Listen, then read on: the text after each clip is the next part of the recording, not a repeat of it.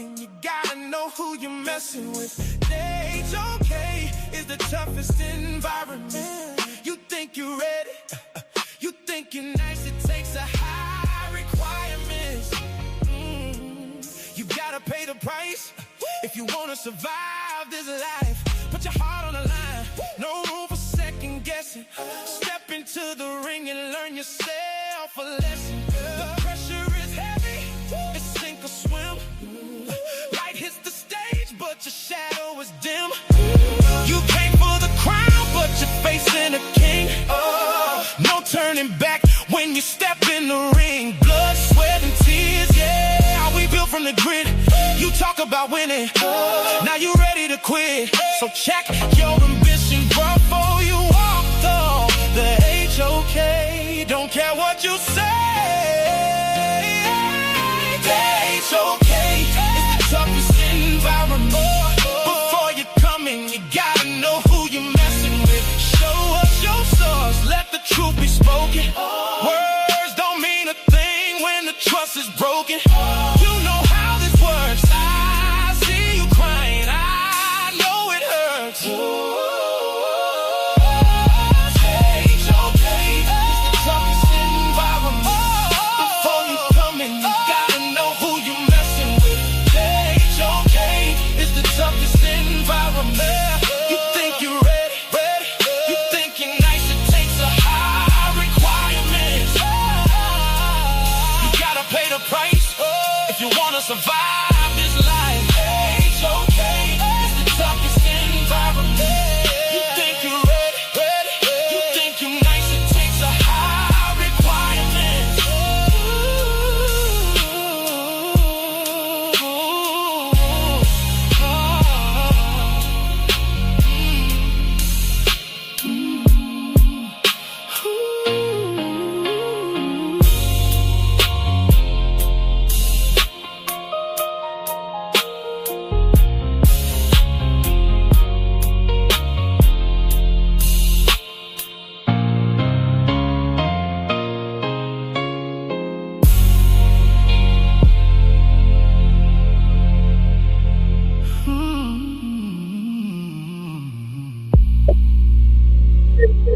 Just give me a minute, y'all. I'm getting everybody in the building, from Captain to Zoriak.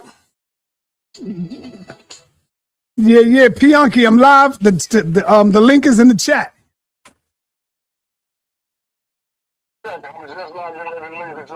All right. Let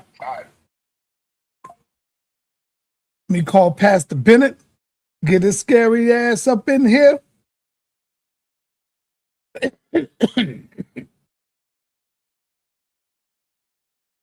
I'm getting everybody in here. Pastor Bennett, you got to get in it to pay the price to live this life.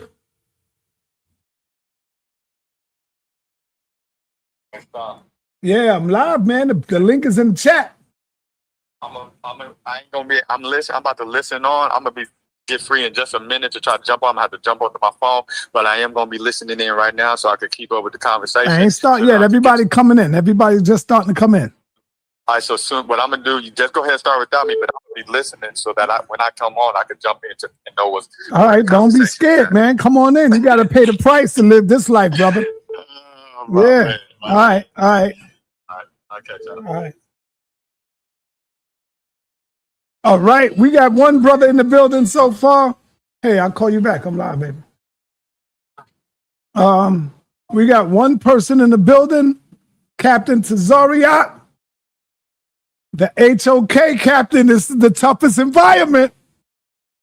I want you to know that. All right, we got one person, Captain Tazariat. We waiting on the rest of the people. Let's get it in. Let's get it in. I made the captain.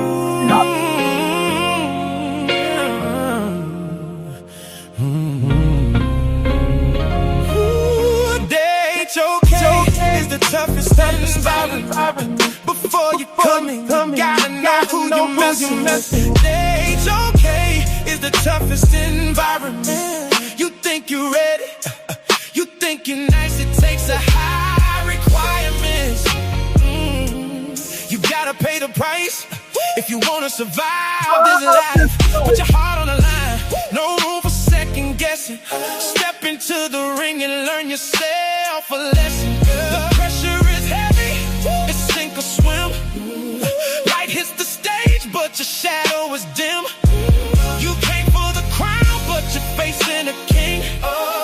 No turning back when you step in the ring. Blood, sweat, and tears, yeah. We built from the grid. You talk about winning, now you ready to quit. So check your ambition before you walk the HOK. Don't care what you say. The HOK is the toughest environment. Before you come in, you gotta know who you're messing with. Show us your source, let the truth be spoken. Words don't mean a thing when the trust is broken. You know how this works. I see you crying, I know it hurts. HOK is the toughest environment. Before you come in, you gotta know who you're messing with. HOK is the toughest environment. You think you're ready, you think you're nice, it takes a high requirement. It's the high requirement, Captain. If you wanna survive this The world. life, HOK is the toughest environment. You think you're Environment. ready, you think you're nice, You it think takes a you're ready. high You think you're nice with it. It's the high requirement, Captain. I'm telling you.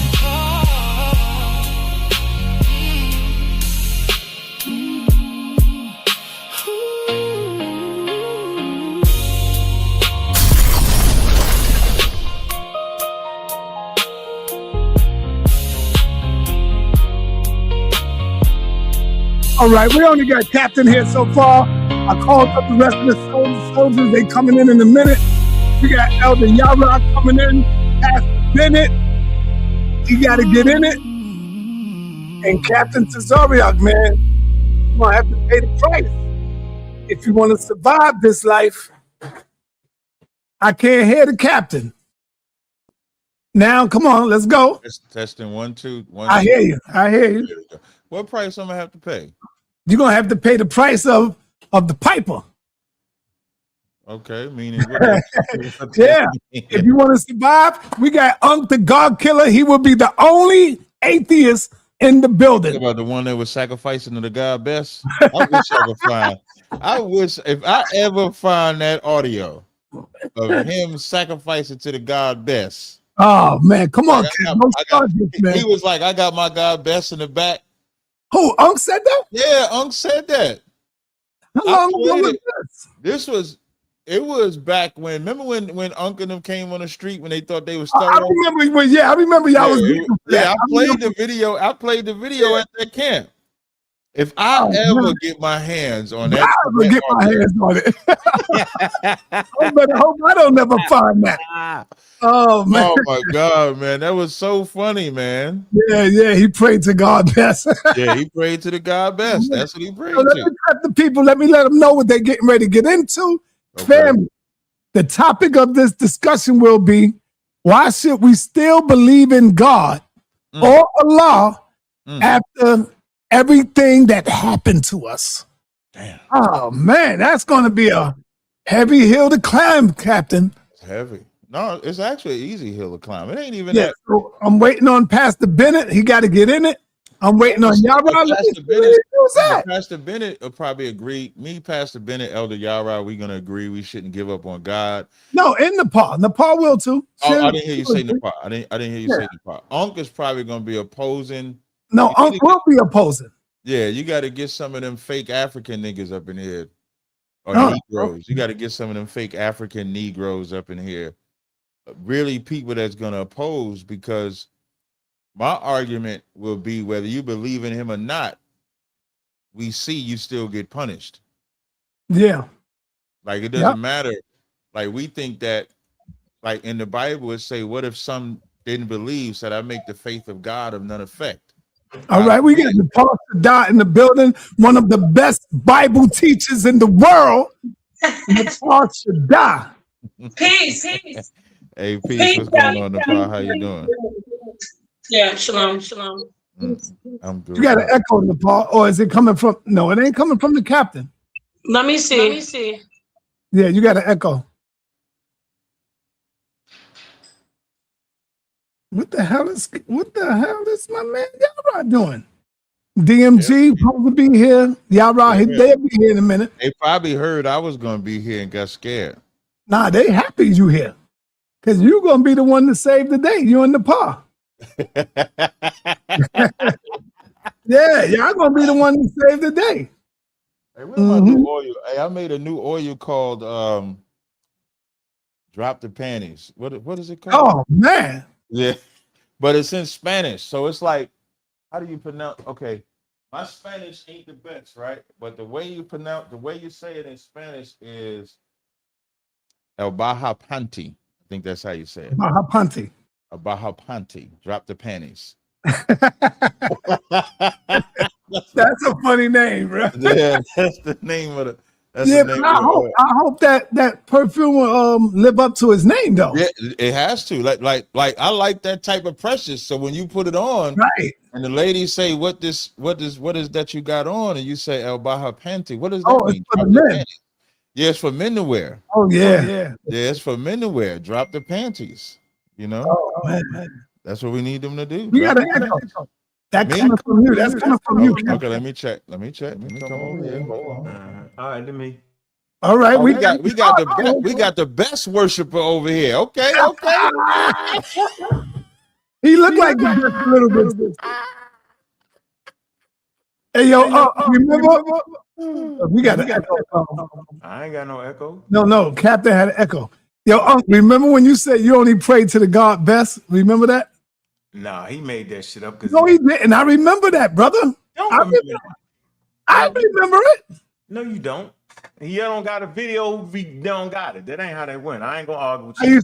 How you said it, brother? Say nothing. That's something Cesariak made up when they was getting ready for the 125th for the first time in the history of being outside. They had a whole thing and talking about a voodoo ritual, right? I just had the deity best on the altar. That was part of the altar. And they was like, well, that was that was like 10 years before. Yeah, time was all up, but they put it together real nice. Like, you shouldn't still feed into that, though. Okay. I remember that argument. That's all I'm saying. I just said I remember that when the people. Yeah, they did good. They did what they had to do. Yeah. You got the echo. Yeah. Leave me like this so I could. Leave me like that? Yeah, so I could see if I fix it. Hold on. Okay. It's the stream, y'all, yo. No, it's not. Yeah, it did it on my show. No. I ain't gonna argue with you, bro. We're gonna go through this the whole show. Just so you know. Y'all don't even know how to work the daggone stream, y'all. I come my echo is down. Huh? I come and ain't working with you or with me. It did echo today with me. So when I'm muted, you don't hear, because I can hear the echo myself. Let me see. Now it's sa.neter echoing. No, that's because Captain ain't muted. See now, look, I'm not echoing now because I muted Captain. Yeah, it's Captain Zoriak's system, not ours. It's Yahweh. Hey, sa.neter, let me show you why you keep messing up your shows. Look in the upper right-hand corner. That says sa.neter Studios. That's my channel, and it say God Killer. That's a whole separate board I developed and made. You and I don't see it. You do see it in your right-hand corner, man. On the StreamYard or the StreamYard, yo. No, I don't see it on mine. Come on, yo. Do you see the title of the show? Yes. Now read it all the way to the word us. Yeah, I do see it. Now look a little bit to the right on the line below it. It says sa.neter Studios. Yes, I see it in God Killer. Yeah. That's my studio. Not yours, not Ashe. Got a whole personal thing. I know how to work technology. That's why it's good to have an atheist around. You can do your whole, if you click that little button right there, you got House of Consciousness, you got Black News 102. Everybody got their own thing, bro. You just already know that, man. What are you talking about? If you know that, why you on? Fix it up. Why you on my thing? If you already know that, why you on my thing? Because you don't know it. Do you think songs is missing? Yeah, songs is missing because you all in mine. And you got all these songs. Your song. I don't want your songs on my board.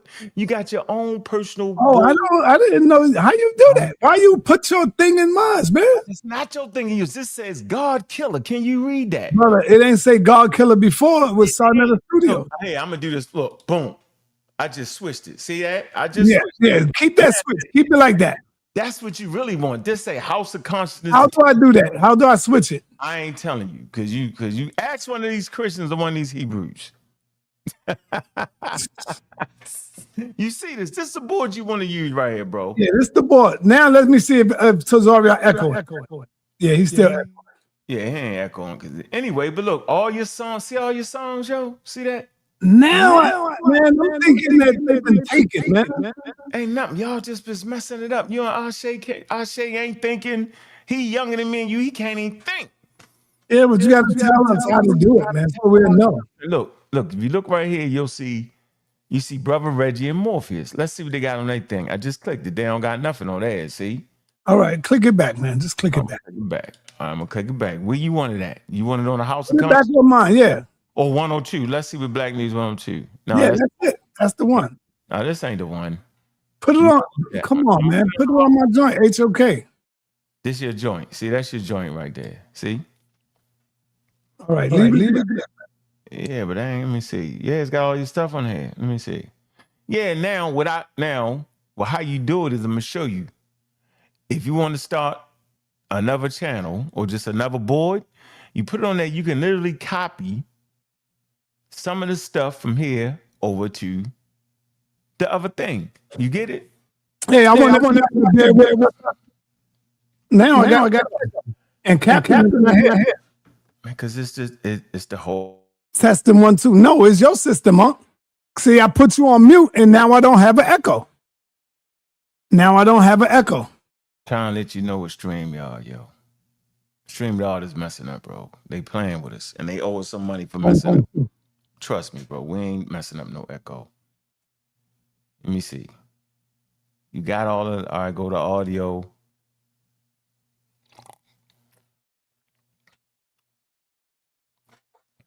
Let me see. Stereo. Let's see. Echo cancellation must be off to use stereo audio. We don't want to use stereo audio. Let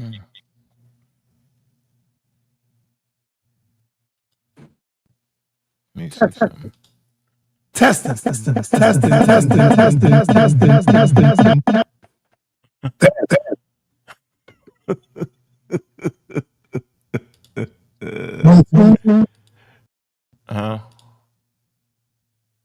Testing 1 2.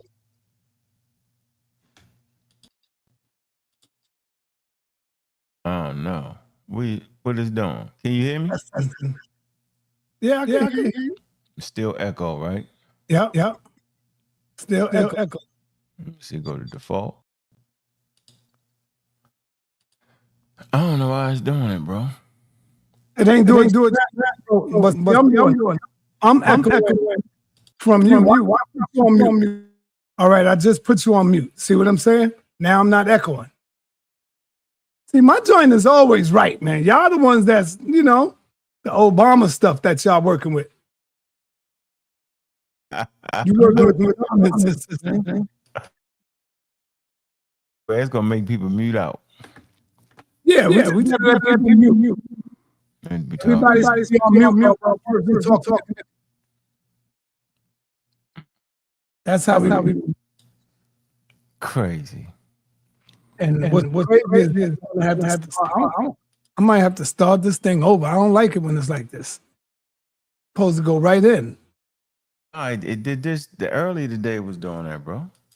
Yeah, that's because y'all system is bamboozled, bro. I got the bamboozle shit. Can't be, yo. Is it echoing? I ain't echoing. See, no, I'm not echoing. But I'm echoing because your system is on. All right, let's see. Go to mute. Now you don't hear me echoing because you're on mute. See what I'm saying? So you got the bamboozle stuff going on. Hold on, don't talk. Now we both unmuted, and I'm talking, And I'm it ain't talking. echoing. It ain't And echoing. I'm talking. It's echo. When you talk, it echoes. So that means you got the bamboozle system. We can blame somebody. It ain't, man. This is crazy. Let me see. All right, let me go to the board. I don't know why. How about now? Go ahead. Yeah. Is you echoing? Yep. You echoing? Yep. I can't even hear you echoing. You still you can hear the echo? Yeah. I can hear. No, it ain't me. So how you want to do it? Before you get on, All right, let me see. testing 1, 2. See, I'm good. I'm running. I'm not echoing. All right, bring somebody up. Bring Suntan up. Hold on. Suntan, speak. I can't hear you. Unmute yourself. What up, though? Suntan is good. Suntan is good. He's not echoing. Told you it's you, huh? That must be Unc joint. Yeah. Nepal, say something, Nepal. Say something, Nepal. Nepal. Something. All right, see? Nepal's not echoing either. Only when Unc come in, the echo begins. Come on in, Unc. So it wasn't the captain. It was Unc all this time. Mm-hmm. Come on in, Unc. Uh-huh. See? You said you was echoing earlier. You still echoing, brother. That's you. Did you do echo cancellation on the audio settings, Unc? Peace. He did. Everybody else we should all do echo cancellation on ours as well. What the hell is going on? I don't know, man. It's something blocking it, popping up blocking it. Can you email it to me? Yeah, I'm gonna email it right now. sa.neter, you need to put echo cancellation on your audio settings.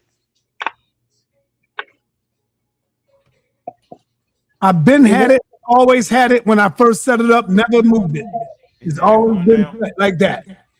So I really don't want to mess with my settings because my settings been the same way it was. It ain't echoing now, is it? Yeah, it's echoing. It's still. Yeah. My joint been the same way it was since I hooked it up.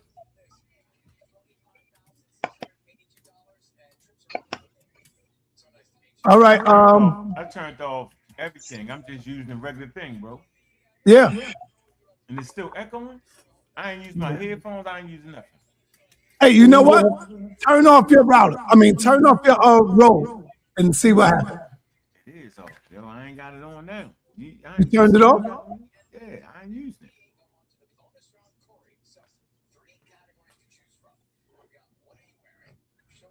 Hey, Nepal. Yes. Can you start a new show right quick? Because we're going of this one right here. Oh, why? You want to change this? Look how long it's going. Is it echoing? Is it echoing, yo? Yeah, it's echoing. Yeah. Okay. I'll set it up. Why should we still believe in God, right? No, that's not what it says. What does it say? It says, why should we still believe in God After everything that has happened. after everything that has happened to us? Yeah, I'm doing that show. I'm gonna do that. I'm gonna be the bar of religious people in the community. That's how I'm doing it. That ain't the show. I ain't doing it. Why should we still? sa.neter, what you doing? See if you got it, y'all, right? I'm checking. I'm looking now. Well, you're giving him the link and you're telling me to end this. You just popped up. Yeah, I just still want you to don't end it, just start a new one. I got it. All right. Yeah, appreciate it. And it's still echoing. Come on, yo. Yo, we're gonna straighten it out. When people are talking, just go on mute. Simple as that, man. We ain't got all day to do that. You keep saying it's me, yo. Why do you think it's me? You're the only one echoing. Watch. If you go on mute, I'm saying not echoing, I'm not echoing, Nepal not echoing. But when you come in, remember you said you was echoing earlier. You never fixed the problem from earlier. Now I'm not echoing. Suntan, say something. No, you're not echoing. See? Nobody echoing, but you. That's the Most High trying to silence you, brother. Shouldn't have came in here with that nonsense. That's the only thing he can do. That's the only power we got is to make the thing echo. Oh, hold on. Hold on, there you go. It's gone. It's gone. Right. Now it's back. It's coming back now. We caught him. Oh, man. Yours is echoing, sa.neter. Yeah, yours echoing, son. That's why he's up. It's not because of me. Mute out. Let's see. Now, when you mute out, ain't nobody echoing, right? No, am I echoing? No. All right, let's get this show on the road, man. We're going to start it right here. Regardless. All right, go on mute, Go on mute. Yeah. All right, peace and black power family. We're going to start the show. I'm sorry we had to go through this, but we're trying to get it right so that y'all can hear it right, man. And so what we're going to do today is the topic of the show is, why should we still believe in God or Allah after everything that has happened to us? And so I called out a few people. I'm testing. What the hell? Testing 1, 2. Yeah, don't go. Stay on mute, Captain, while you ain't speaking. So, yeah, why should we believe in God after everything that has happened to us? And so I got an atheist in the building. I got I need y'all to turn on cameras. You got to turn on cameras so that the people can see who's speaking. And, you know, you need to turn on camera,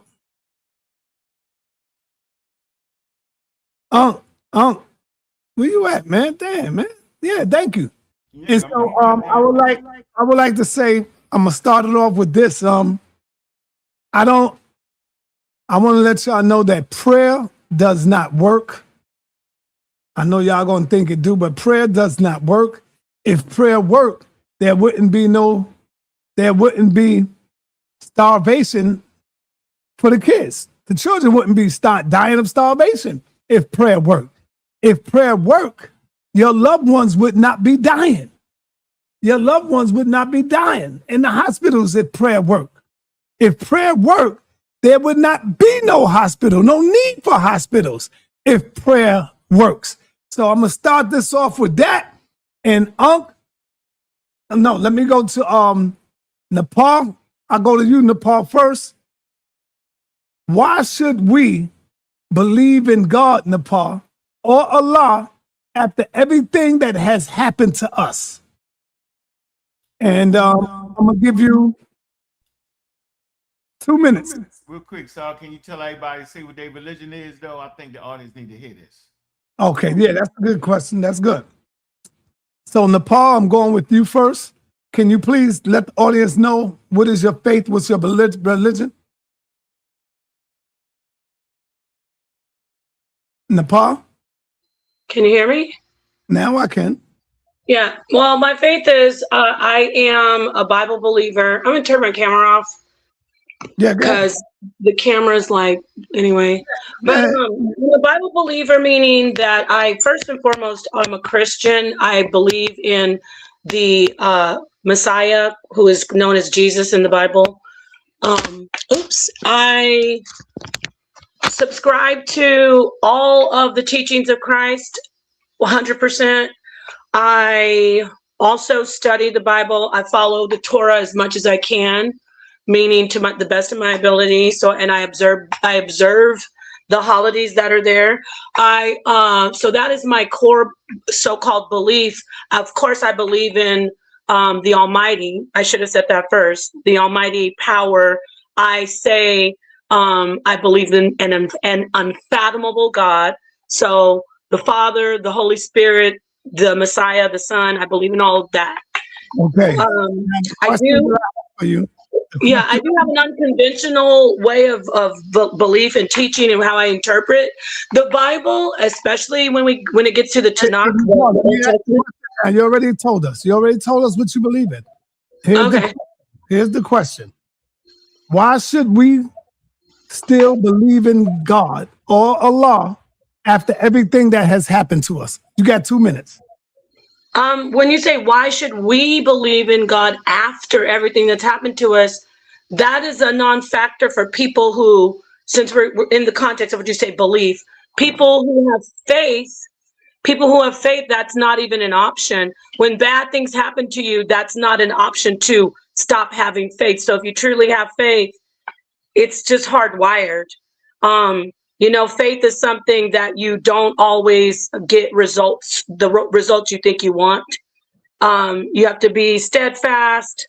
You have to die for what you have faith in, because it's 100% you. So the question of why should we still believe? A lot of people don't. They become atheists. They let go. They weren't rooted in the ground. Their seeds didn't fall on the deep soil.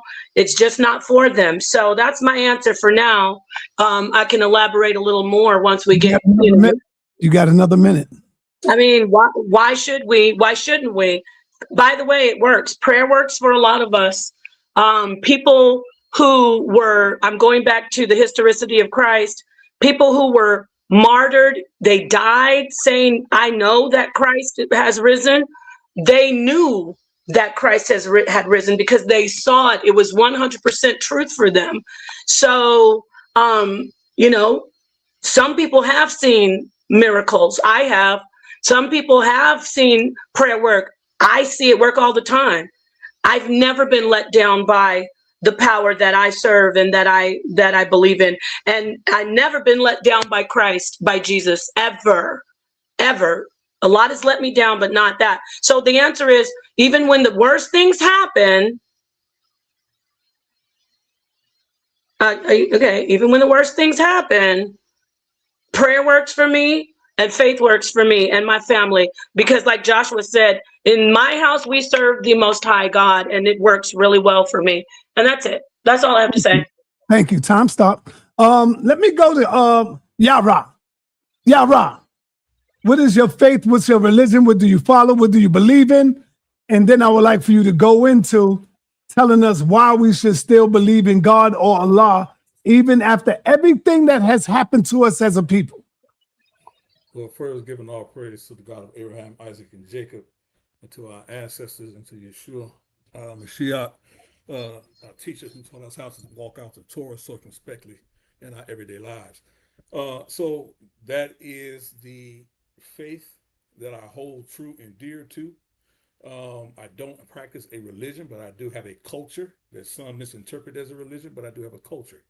But in that being said, why should we believe in a God or believe in God when there are still terrible things happening in the world? Somebody said they can't hear me. We can hear you. Okay. Can everybody hear him over here? Yeah, somebody in the chat. Yeah, we all hear you. Okay. Said why bad things happen in the world. Well, that's been a age-old question that men have always asked. You see that in the story of Job, right? Why does bad things happen to good people? Well, God has a plan that we cannot understand, right? Turn your volume up. That's all they saying. Talk up a little bit. Turn my volume up? Yeah, that's good. Just talk up a little bit or move it closer to you. Okay. Can you hear me now? I heard you before, but just turn it up. Okay. All right. So, people always have asked that question since we've been on this earth, right? Why do bad things happen to good people? Well, that's not our place to know. And why do bad things happen to bad people? I don't think anybody has an argument with that. When bad things happen to bad people, people believe in karma. People believe you reap what you sow, right? That's a universal law, right? You sow seeds of evil, you're going to reap evil. You sow seeds of good, you're going to reap good, right?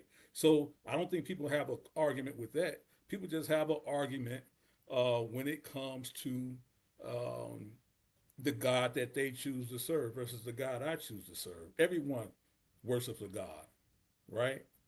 Even the atheist, he worships a God, right? Now your God might be your science book, right? That's what you hold dear to, right? That's what you submit to. Anything you submit your will to and your intellect to and your gnosis to, that's who you serve.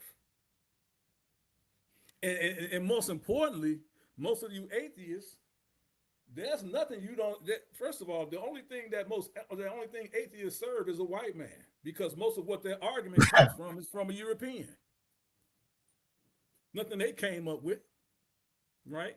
And I'm gonna prove it to you when I get a chance to talk this next go round. I'm gonna show you that most of the arguments they came from didn't come from a black man. Now, Came from a all white right, man. Came from moving right along. Captain Tazariak, can you explain to the people what is your religion, which way you follow, and go right into why should we still believe in Yahweh or God or Allah after everything that has happened to us as a people? All right. I first want to highlight Unc did admit that he had an altar to the God best. That is worship. That is the God that I'm talking about that he serves. So he's lying when he say he ain't got no God. You ain't never built an altar to something you didn't believe in. I'm sorry. Now, on the subject of, on this topic, I think people have a fairy tale life when it comes to believing in God, and that's why we suffer. We suffer because we don't actually listen and pray to the God of the Bible. The Proverbs 28:9 says, if you turn your ear from hearing the law, even your prayer is an abomination. So when we look at we're praying to this God, especially some white Jesus or some white God or something like that, your prayers ain't getting answered because you're not praying to the correct God. That's number one. Number two, believing in God does not mean that you're not going to go through a trial, does not mean you're not going to have issues, does not mean that you're going to have problems, but believing in that God will help you solve the problems that you go through. So people have a misconception as to what it means in believing in God, and we have selective memory with God. Romans the 3rd chapter says, what if some did not believe? Should I make their faith in God of none effect? God forbid. You're going to get punished whether you believe in God or not. And we see that every day. So the question shouldn't be, should we still believe in God after everything has happened to us? The question should be is, are we serving the correct God?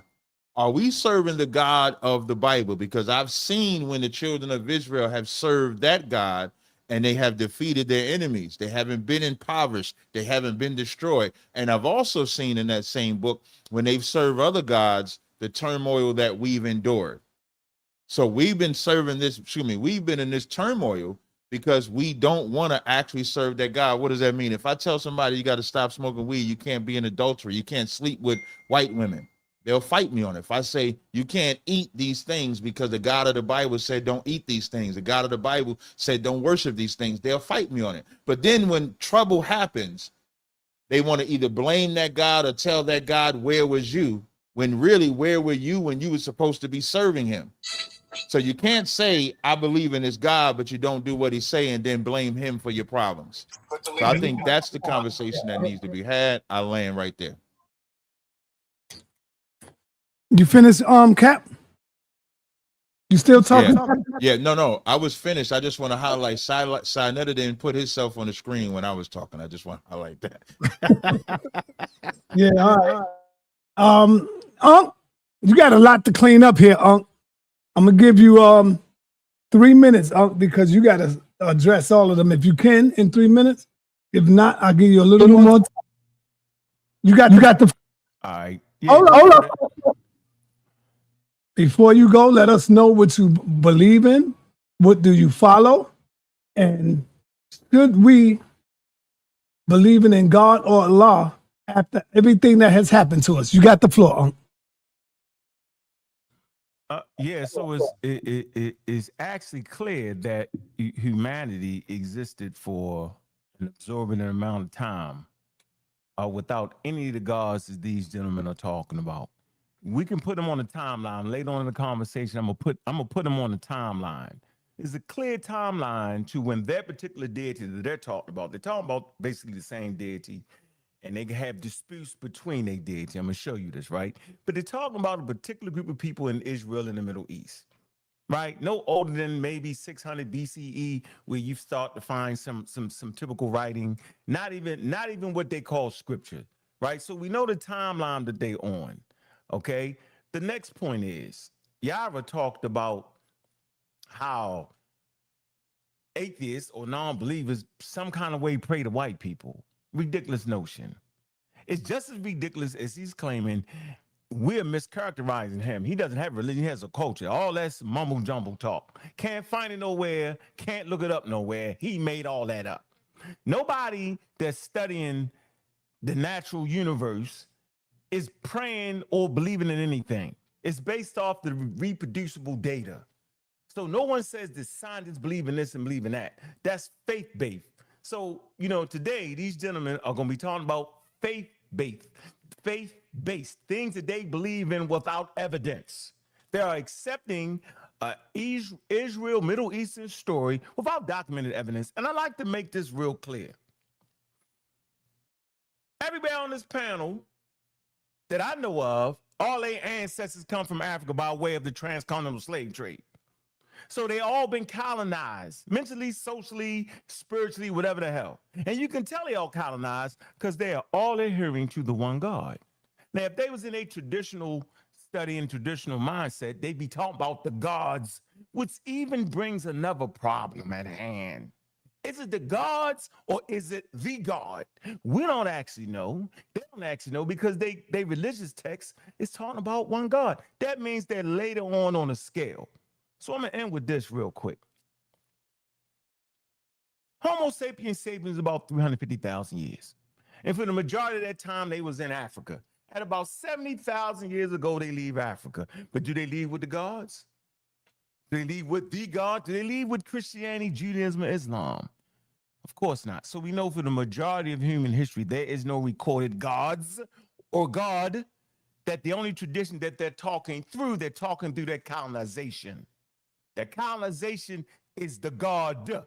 They have been colonized with that mindset in disrespect of the rest of the gods that humans prior to them had. So I'll end with that to let you know, we get where they at. We see them. Very, very clear. So the answer to the question is, why should we still believe in God or Allah after all that's happened to us? I don't know how they doing it. Makes no sense to me. What we do know is humans exist in an environment without those gods that they're talking about. This is for sure, and this is for certain.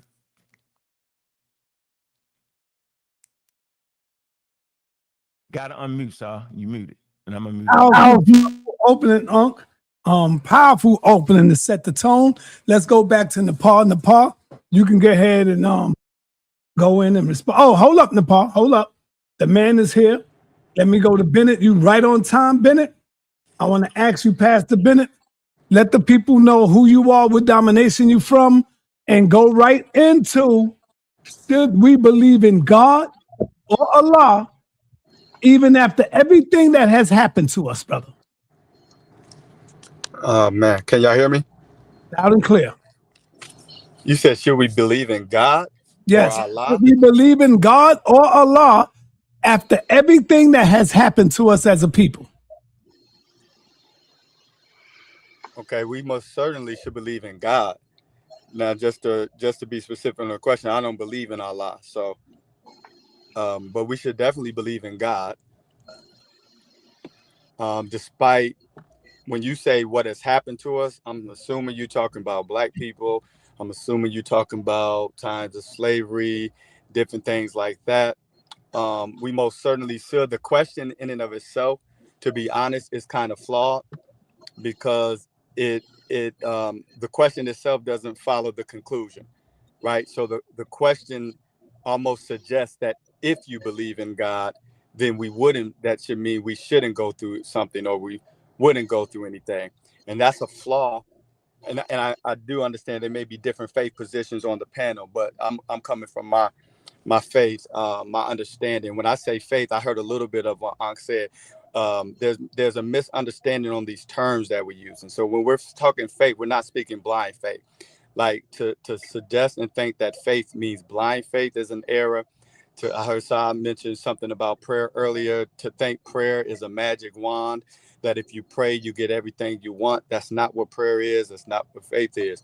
So the premise in the question is wrong. So yes, we should believe in God despite suffering, because if we're dealing with talking about our suffering, right? If I think as a non-believer or whatever you may say, let's not play no games today. If we don't, the people who don't believe in God at all, then don't make this conversation about that. Get to explaining all of the reasoning for our suffering. Don't play the God thing, because y'all don't even believe in God. So it's not a God that's causing our suffering. So that to start with that premise is error, right? To start with the premise that if there was a God, there wouldn't be no suffering. If there was, but there's still suffering. We still went through what we went through. That makes no sense. The reality is we believe in God because God is real. That's number one. Our people that went through believed in God. And matter of fact, we place sin and we place murder and the things we went through, slavery, at the hands of those that did it. Racist people, evil people, wicked people.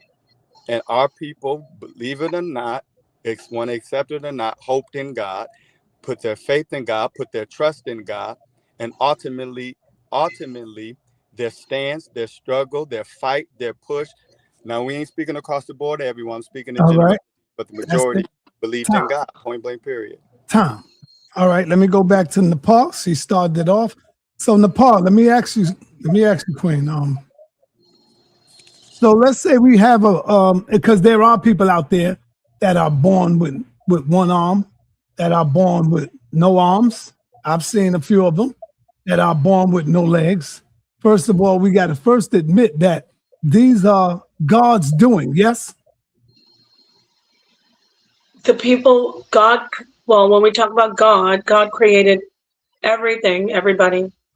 Yeah, this is what I need you to get. Give me a yes or no question. These Yes, people, they were created, God created them that way. Yes. so should these people still have faith and belief in God, even though they was created handicapped?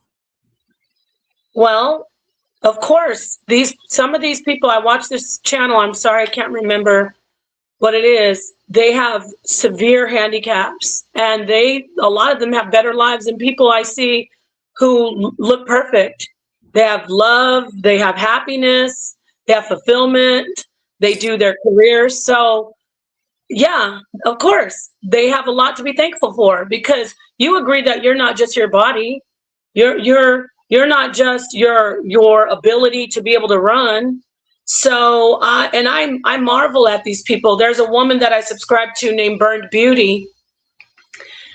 Her whole face was burnt off, her whole body, like I think it's like 90% of her body.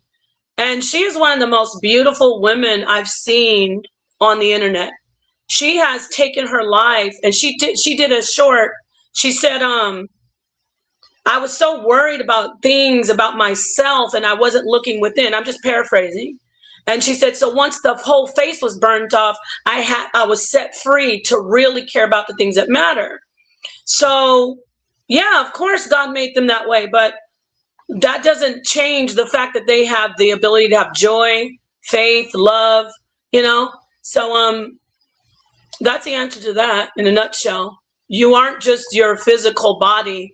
You're way more than that. And we're all connected to the universal mind of God, which people say the Holy Spirit, whatever you want to call the Most High, because everybody doesn't believe in the God I believe in, like what Ankh was saying. I do not, like I said, there's different people on here, Captain, Yara.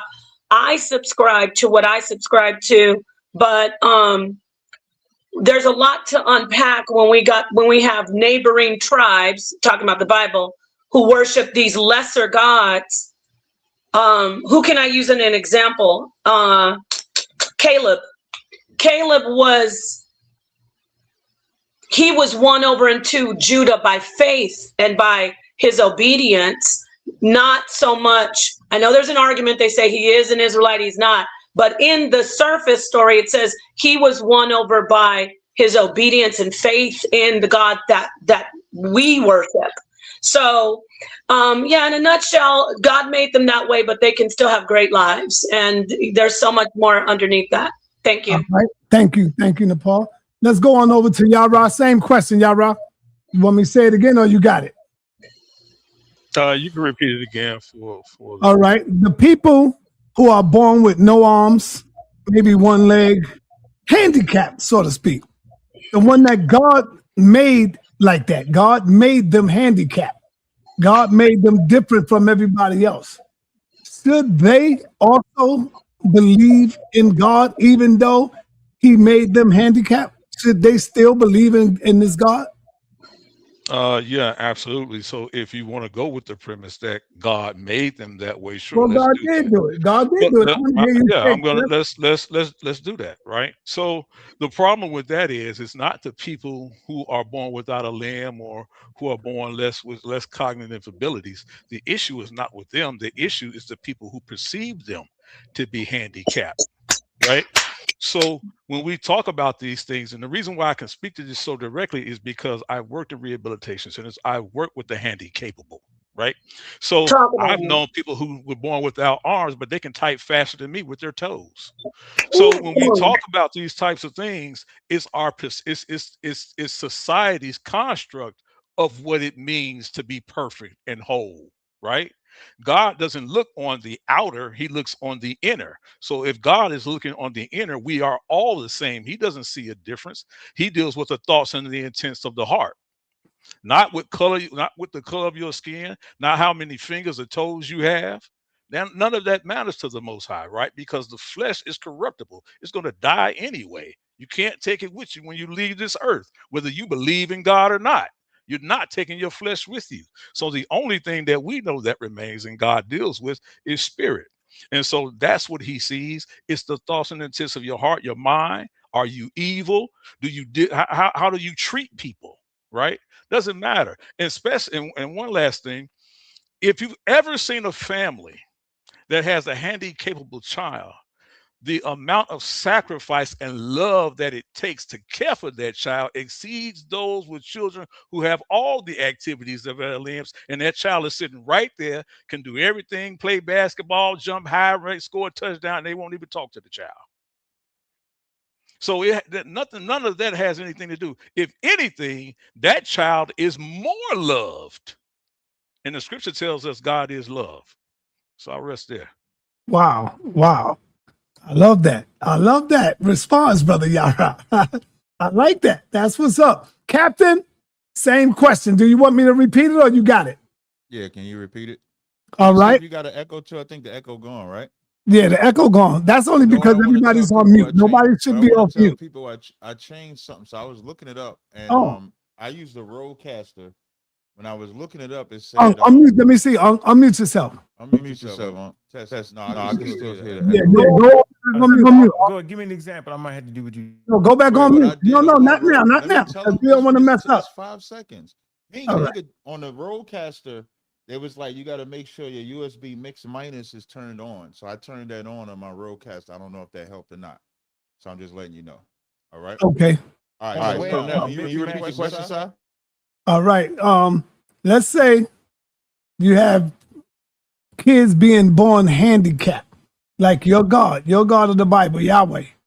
He's bringing people into the world with no arms, sometimes one arm, one leg, deformed, handicapped. Should that person still believe in the Most High God? Yes. Because first of all, that person is only going to know they have a handicap by how you treat them, not by how God created them. If they're blind, if you treat them like a blind person, that's how they are. If they have Down syndrome, they're only going to be treated that way because of how you treat them. We be so quick to want to blame God for something, to use that as an excuse. I treat him messed up because God made him Down syndrome. When that child is only going to react how you raise them. So are they going to be like a normal kid where they're going to learn as fast? No, but can they learn? Yes. It's only if you treat them with their handicap. Because like defects can be hereditary. There's things that we can know in our family history. Like the way medical science is today, you can find out if you have a history of alcoholism, drug addiction, you can find out diabetes. So now if you don't change your diet to make sure that you don't pass down this genetic defect to your child, is that God's fault or your irresponsibility? If you know you have a hereditary trait of Down syndrome or autism, and then you choose to have a child with another woman that has the same thing, if you're not taking the responsibility to find out about your history, is that your fault or is that God's fault? Like, you can't blame God for how a child is born when some things are avoidable, but when that child is born, that's a gift from God. And here's something else. Just because you're born with that ability doesn't mean that you're any less than someone that's born without that ability. It's not like a bunch of healthy niggas is obeying God. A bunch of healthy niggas is not out here obeying God. They getting high, having sex with whores, breaking every commandment you could find. And then the person that's blind is right. So you can't use these things as an excuse to blame God. And I'll land with this in John 9:1 when it says, who did sin, this man or his parents? Now, Paul made a point to mention a miracle. People born with defects can be the miracle. I'll speak personally, when I saw my daughter who has Down syndrome and acute autism, she has both of them, but she still graduated from the sixth grade. I still got to see her walk across the stage and pick up her diploma. Now, we don't treat her like that. But now, imagine having Fat Joe is another example where Fat Joe, the rapper Fat Joe, had a child with Down syndrome. Do you know his mother left them? The mother left, and then Fat Joe stayed, raised that boy, and treats that boy like a normal son. So the onus, it ain't about can you be born this way, born that way. Health or non-health has nothing to do with God. It's how we treat each other. Now, that's how you can substantiate if you actually believe in God, if you love your people. I land right there. Do you blame God, Captain? No, I don't blame God. No. Yes or no? Do you blame God? I said no. I said no. I don't. Nepal. My bad. How about you, Yara? Okay, let me go to Pastor Bennett. You hear, Pastor? No. Go to Ankh like the order was. Go to Ankh. No. I'm last. You can't last. We will. Go It's to all the Ankh. believers first, then Unc go. Let's go, Pastor Bennett. Don't get scared now. No, it ain't scared. Y'all playing the game, right? I ain't gonna let y'all play the game. Again, I'm gonna start with the premise of the question in and of itself is inaccurate, because if you have a non-believer on the board, but every position of the question is already starting off with something against God, you're letting Ankh off the hook. So then when you ask the question, don't ask him with God. He got to explain the chemicals and the atoms and all these determinate. He got to explain that. He don't get to just talk about the God he don't even believe in, because he's talking about it. You're asking the question like you believe in the God too. If y'all don't believe that the God is real, y'all already asking it in an irrelevant way. That's why I say we playing the game with the question in and of itself. It doesn't make sense because y'all don't believe. If Nepal say God created him that way, y'all don't believe there's a God to have created the person handicapped. But y'all are letting off the hook because y'all keep talking about the believers instead of explaining your position, right? Nevertheless, if we're going to deal with the biblical God, then we have to deal with the full biblical framework of the question, right? So you cannot start from did God create someone handicapped? That is not the Bible's position at all. First of all, the Bible's position is that God created all things good. If you refuse to start there, then you have no business asking the question about the God of the Bible, at least. That God created all things good. So God is sovereign, he created all things good. Number two, what you have introduced into that is a fallen world, right? So you can't just put that on God. For example, think about a parent, a mother who drinks and smokes while she's pregnant. You won't say that if that child comes out with deformities, that's God that created, right? Anybody with common sense will understand the things that were put in that body.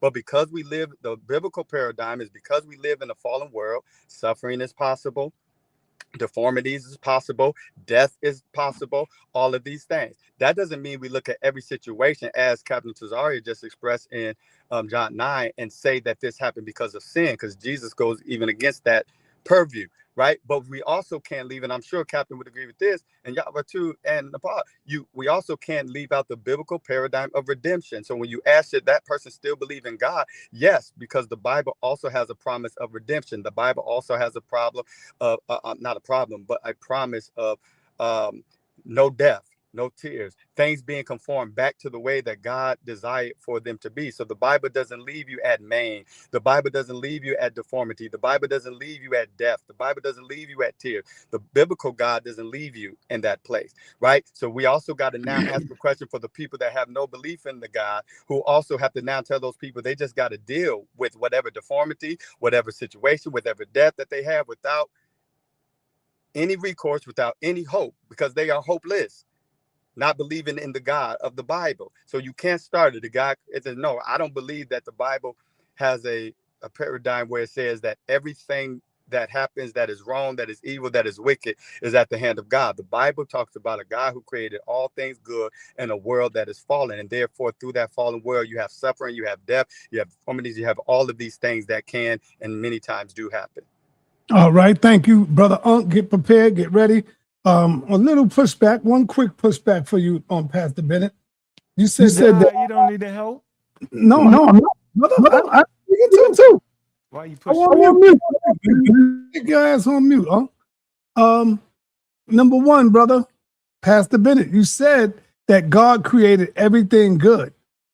I'm quite sure you don't believe that. Captain don't believe that, and the rest of the people, the panelists, don't believe that, because in the Bible that you know so well, it said that God regret that he have made man on earth. So God regretted that he have made man wicked ass on earth, brother. That's number one. So let's move away from that. It ain't no back and forth, ain't no arguing.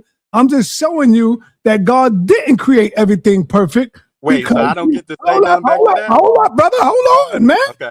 I didn't cut you.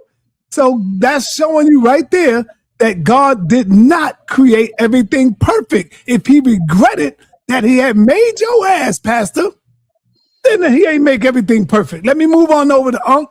I don't need no response from you, brother. That's just a cut. No.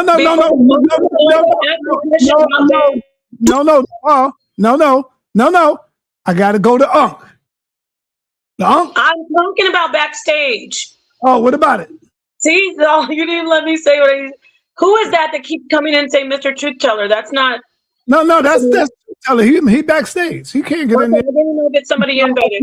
Okay, yeah, go ahead. We're gonna open up the platform. Yo, Unk, you got the floor, brother. I already cut Pastor Bennett once. I cut him. Yeah, you keep messing with Pastor Bennett, yo. He gonna beat you up. Yeah, definitely about to happen for sure.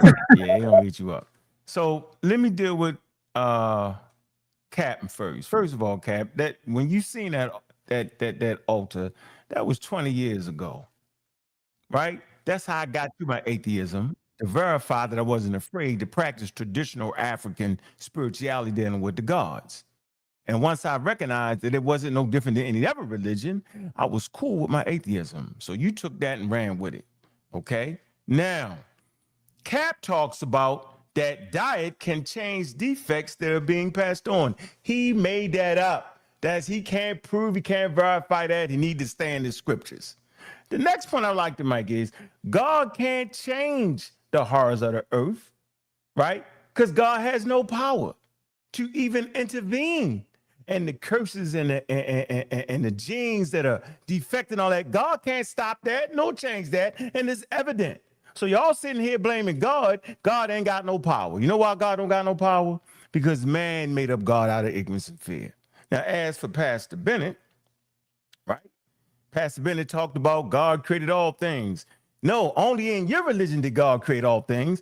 We understand the world's being created through natural processes, and we understand the defects, right, in certain genes, certain elements that occur, like, for instance, genetic chromosome changes, right, that inherit mutation changes that could cause certain diseases, development problems in the womb, okay, that infections during pregnancy can cause diseases and imperfections. Certain medications, chemicals, and exposures to certain toxins can cause defects. Problems with blood supply, right, could cause the baby to have certain things, certain mental disabilities. All right, nutrition, okay, is important. Okay, and on the unknown causes. Now, watch this. If it was God controlling all this, this is a simple fix. It is clear that in the United States, we have more healthier babies than most places in the world. It's these third world countries that don't have, say, vaccines and vaccine schedules, high-level medical science that has all these birth defects. Well, why is that? Because it's always incumbent on the human being and the people that have. See, it's about the have and the has-nots. The people that have, right, that have the technology, that have the money and resources are supposed to be their brothers and sisters' keeper. But it's people like y'all that think it's God and religion. It's actually not. It's the people that have the high-level science and medical technology that's supposed to help these third world countries. Because if you could give them proper diet, proper foods, okay, proper medicine, proper vaccines, they wouldn't have as many misery, as many birth defects. And that's not to say that you wouldn't have it, but with high-level medical science, you could change the trajectory of all these born with one leg and elephantitis. These are diseases that we fix. We don't have elephantitis in the United States, right? We don't have polio in the United States. And to this new administration, we didn't have high rates of measles and chickenpox. We didn't have none of that. Why did we have none of that? Because we use evidence-based. So yes, God can't make a person be deformed, nor can he help a person be deformed. That's why so much misery and deformities, because human beings have not reached out to help each other. That is my answer. Thank you. We're going to go right back to Nepal's back. And let me ask you this question before I move on to Nepal. Are you saying, that you give all praises to the vaccines and the scientists that's helped keeping our people alive and not God, not the Most High, not Yahweh? Absolutely, positively. Absolutely. I give it to the human beings that produce science and medical technology that understands diseases. Absolutely. All right, Nepal. I don't have a question. You can go in and add on to what you want to add on. You can respond to if you want. I mean, I don't disagree about modern science really helping people, have better lives. But a lot of these people who are modern scientists believe in a God. Many of them do. I don't know the percentage. It's really not, that's not the conversation. But they have a God that they believe in over all of their all the science and all the wonderful advancements. They have a core faith that goes beyond, the medicine and the science. They believe in a God. So when we look at human beings, though, if we could just broaden this out away, not just talk about Abrahamic faith, we can go back to the earliest human beings, since, I love my brother Unc with the science. So we're going to bring this in. The earliest human beings, they can see evidence of symbolism, ritual burials. They had evidence that they were looking, or it was the first formation of a faith in something that is unseen, something that is beyond what they know in the natural world. Of course, we say God is within everything as in our Abrahamic faith, but I'm saying they started, there's evidence that people had a belief. So I don't know what happened to my camera. I'm going to go ahead and turn that off because the screen is cracked. So people had done this early on. I talk about the expensive tissue hypothesis, how our brains develop. I'm going back 300,000 plus years ago. People started to understand, wait, there's something beyond just me, just us, just this rock, just this tree. And then people started to also say, hey, I hear something, going to Julian James, talking about the bicameral mind.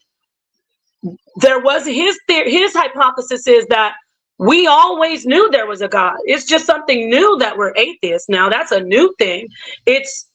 He isn't a believer or a theist, Julian James, he's passed away, but his theory isn't based on a belief. What he's saying is we actually heard God in our mind, and it was nothing. It wasn't like we all knew, hey, that voice in your mind telling you, you must do this, or tomorrow they will come. We just knew in our actual brains that was God. Over time, we became more humanistic, or we relied on humanism, where we say, oh, it's not God, it's us. And that is a big part of our society today. So I'll park my car and say this. The atheism is the new baby, not the Abrahamic faith. All right. All right. I'm just talking. The belief is not new. It's the non-belief that is new. All right, thank you, Paul. Hey, Apostle, where you at? Because Captain had to go. He already told me he can only give me an hour because he got a debate going on in a few seconds, y'all. Apostle, you there? I was going to let Apostle come in his seat. So let me ask you, Nepal, I got to put you on the spot now. You ready? And I want you to really think about the question that I'm going to ask you. You hear me? Nepal? Yes, I hear you. All right. Hey, Apostle, I'm letting you go because Captain had to leave, so I'm letting you take a seat. So I want to ask you, Nepal, before I move on to Elder Yara. You can only choose one. Listen to my question. You can only choose one for the rest of your life on the planet.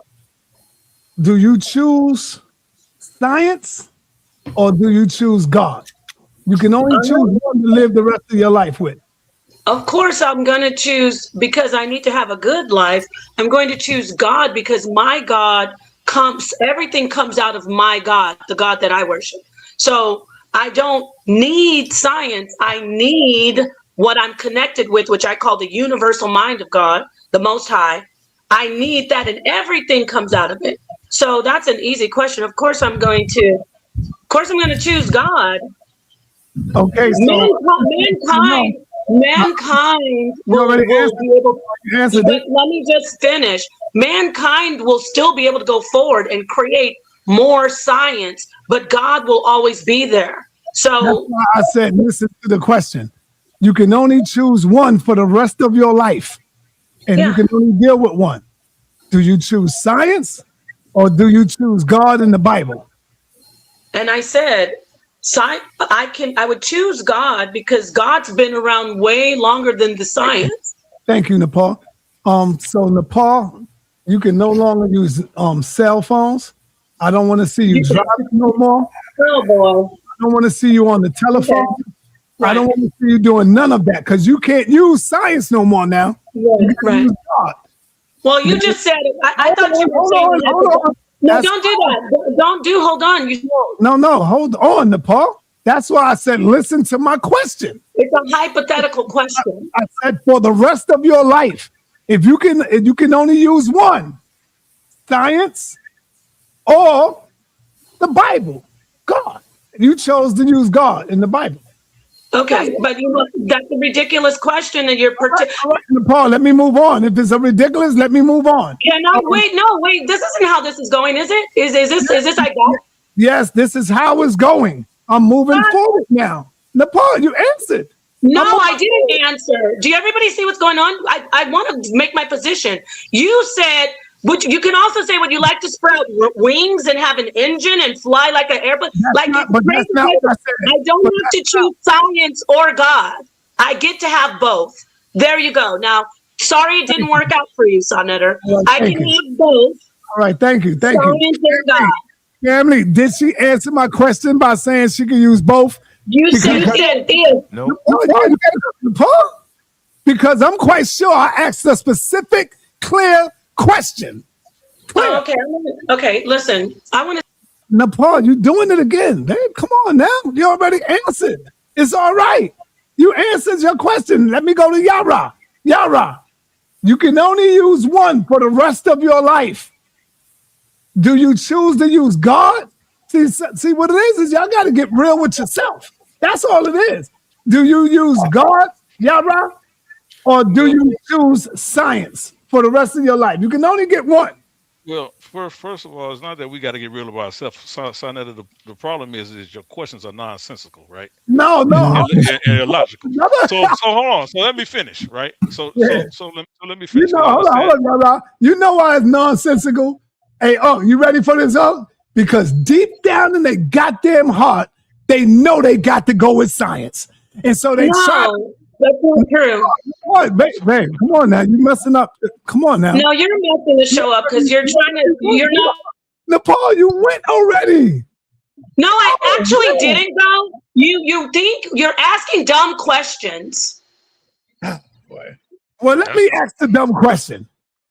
Okay, and you're gonna get dumb answers. You answer the dumb answer.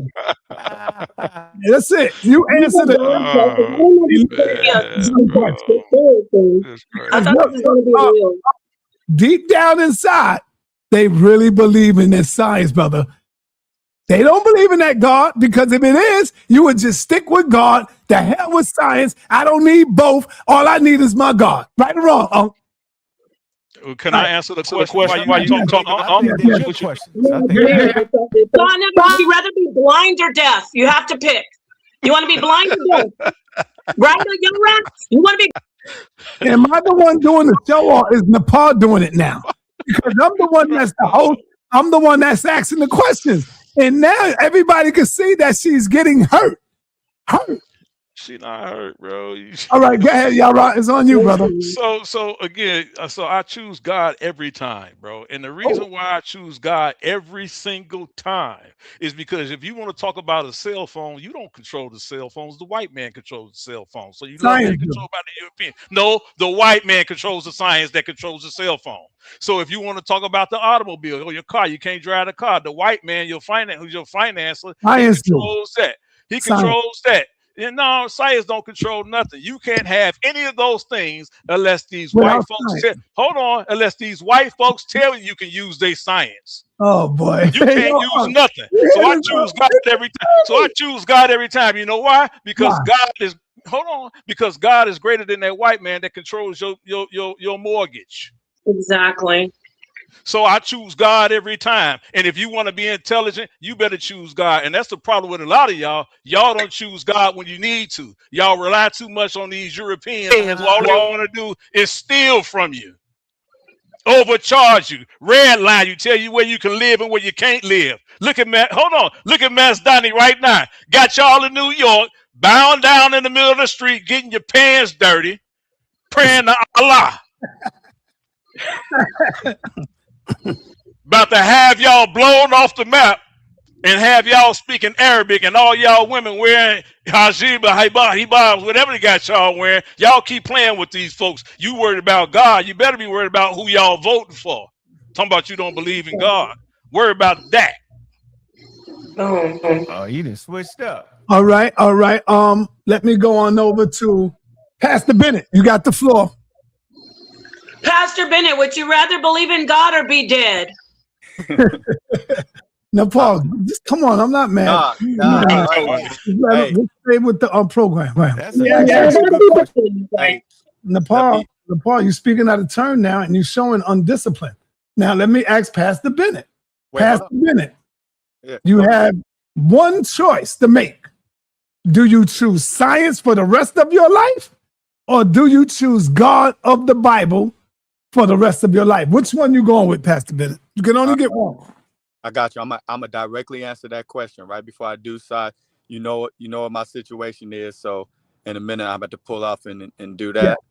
What we talked about before. But before I answer your question, you said Pastor got the floor. So let me first beat you up, cause see, y'all, Sa gonna have to, cause now Sa my dude, right? He just gonna have to kick me off, cause I know what the game is. I see what he doing. So, you're not gonna every time. You're not gonna hit me. Thank you, Pastor Bennett. Hold on. Pastor Bennett.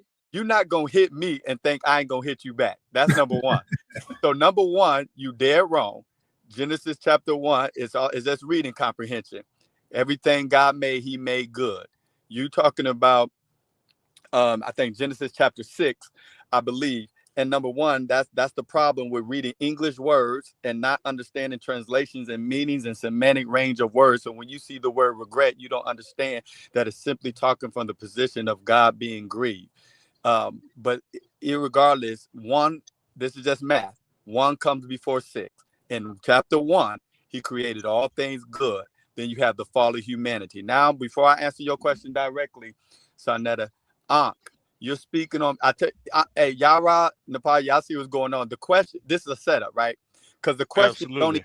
the questions don't even challenge They just let speak without being challenged. So let me challenge because you're dealing from a place of science. Now, y'all correct me if I'm wrong. I heard say only medicine can do something about X and Y. God can't do nothing about X and Y as it pertains to deformities or non-deformities. Did y'all hear say that? That's what he said.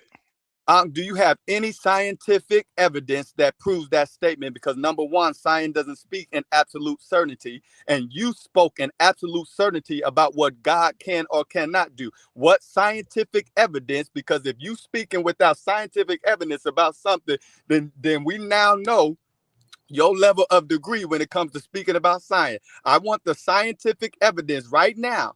The trial, the testing, the observations that were done, the testings. I want the lab results. I want it all that explains that God cannot do anything about X or Y, only medicine. Where's the scientific? I don't want your opinion because I already heard that.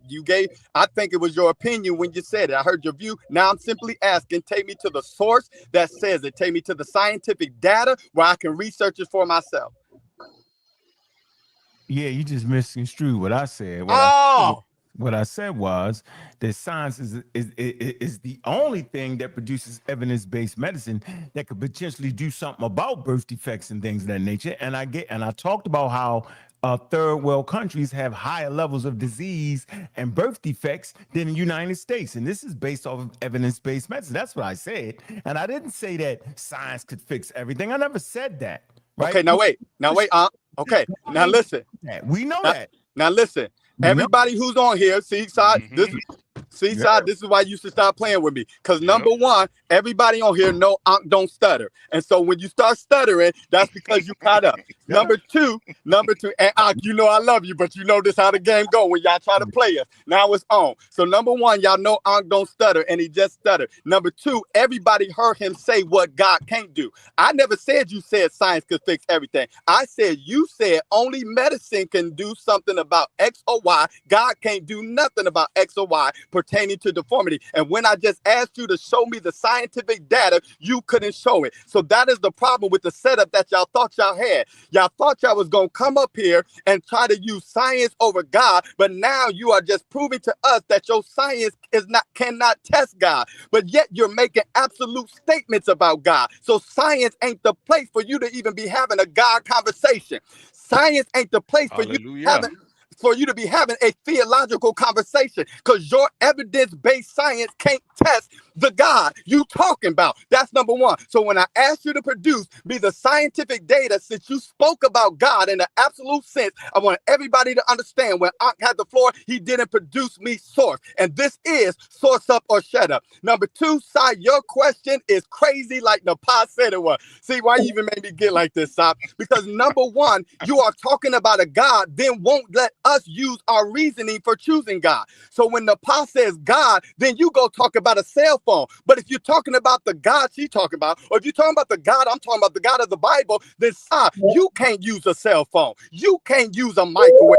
You can't use a telephone, because you have to go off the God we talking about. And the God we're talking about puts breath in your body. So if you don't believe in a God, that's fine. But it's not fair to position that question against us, but then not be talking about the God we talking about. So you can't touch it. You can't have the activity of your limb. The God we talking about says we live, move, and have our being according to God. So you can't touch a cell phone or this or that and all this. I can't even believe I even said something about vaccines with what Fauci just did.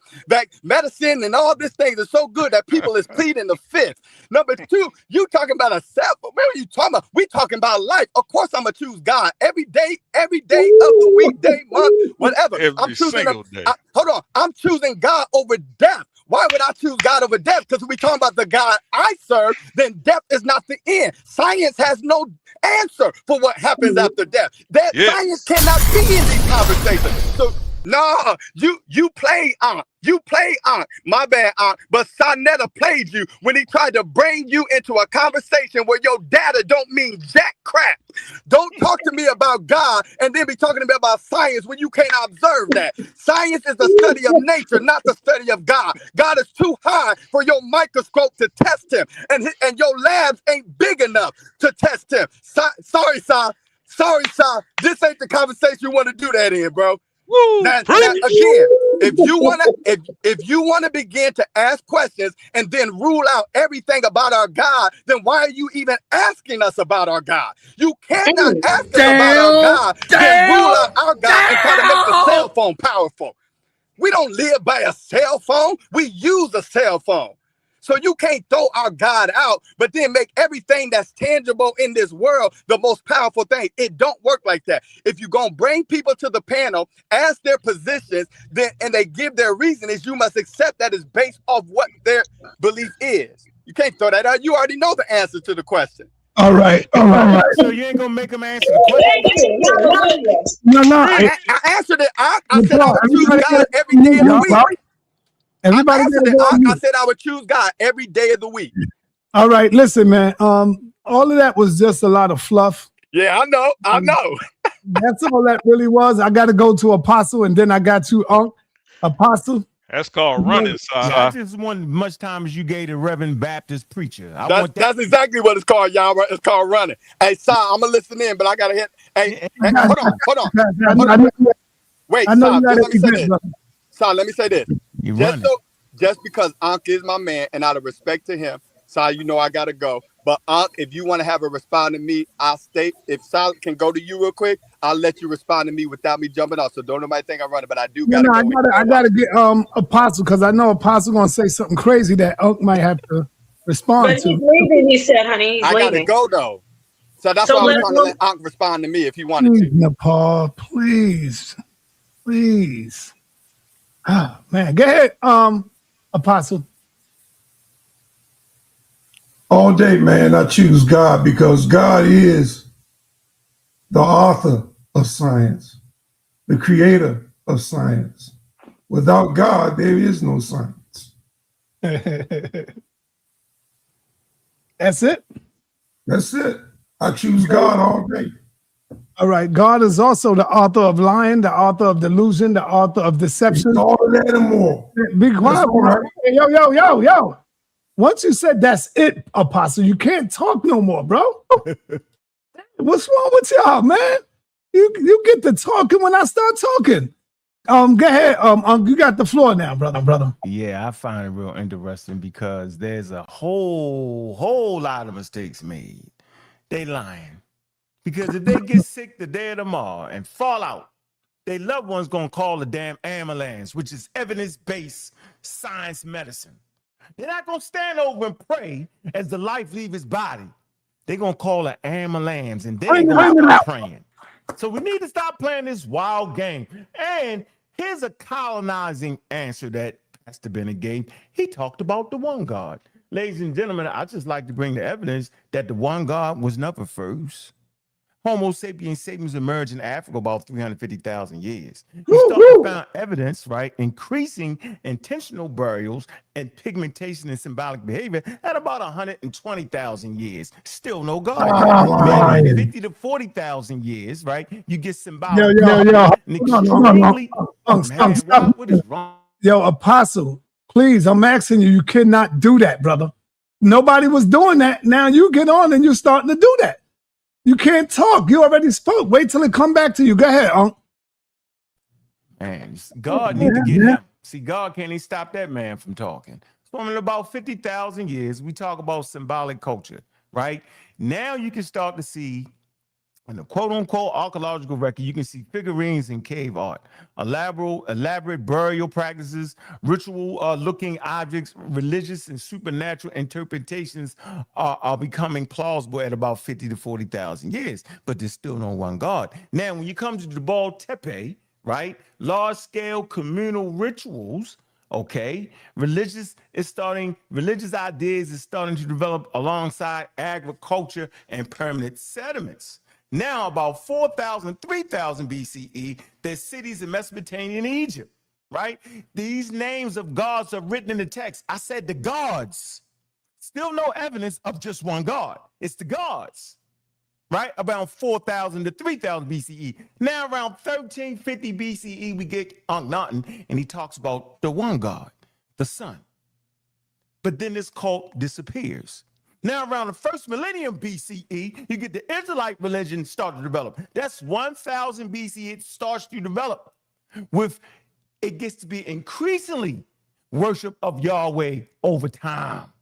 6th to 5th century BCE, you get Jewish monotheism, and then you get what Pastor Bitten is on, Christianity. Now, I say this to say his brain has been colonized because he's on the one God. There's no evidence that the one God was ever first. That's a European mindset. The only Christianity Pastor Bitten ever got was white man Christianity that was formed using the Catholic Church. We all know this. That's not hard to figure out. Let me know if we look at historical evidence, you can tell how Christianity did this and did that. But what we got in America came through the Portuguese. White man's Christianity.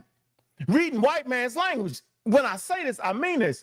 But the very fact that he's leaning on the one God shows he has been colonized and enslaved because it never started off with the one anything. We all believe the one God, but what about the rest of the gods? Will the real God please stand up? I end my point right. All right. Bring it out. Thank you, brother. Oh, man. So here's my next question following up now to the panel. Everybody all right? No, it's a swinging contest now. You supposed to let me swing back. I didn't even know you came back in the building, Pastor. I was trying to give respect to my man Aunt because I didn't want him to think I shouted at him and then ran. No. I gotta go. Damn. I gotta go. Yeah, I can't wait for everybody to spill. We're getting back, Pastor. We get all right. I gotta get this, brother. He was definitely invited to the panel, and that's the infamous DMG. And I want to ask you, DMG, have you been listening a little bit? I've been listening. Come on, y'all. Where we going? Hey, son, I gotta say, man, I think it's very few people that can cook the godfather of consciousness like Pastor Bennett, man. Don't soup him up, man. Don't do that. Shout out to Pastor Bennett, man. You know, Pastor Bennett graced my platform about a year ago, so I got to shout the brother out. But I think Pastor Bennett and Tazoriak, two Bible believers, along with your lovely wife Nepal, they probably the only people that really can cook you, son. Oh, man. Damn. It's ironic that all three of them believe in the Bible. Everybody got to go on mute while I'm talking to one person because you echoing. All right. Now that I got you here, let me see if you can cook. Can you let the people know what is your faith and what do you believe in and what do you follow? I am a Christian. My faith is Christianity, and I believe in the Bible. Okay. Why should we as a people still believe in the Bible after everything that has happened to us?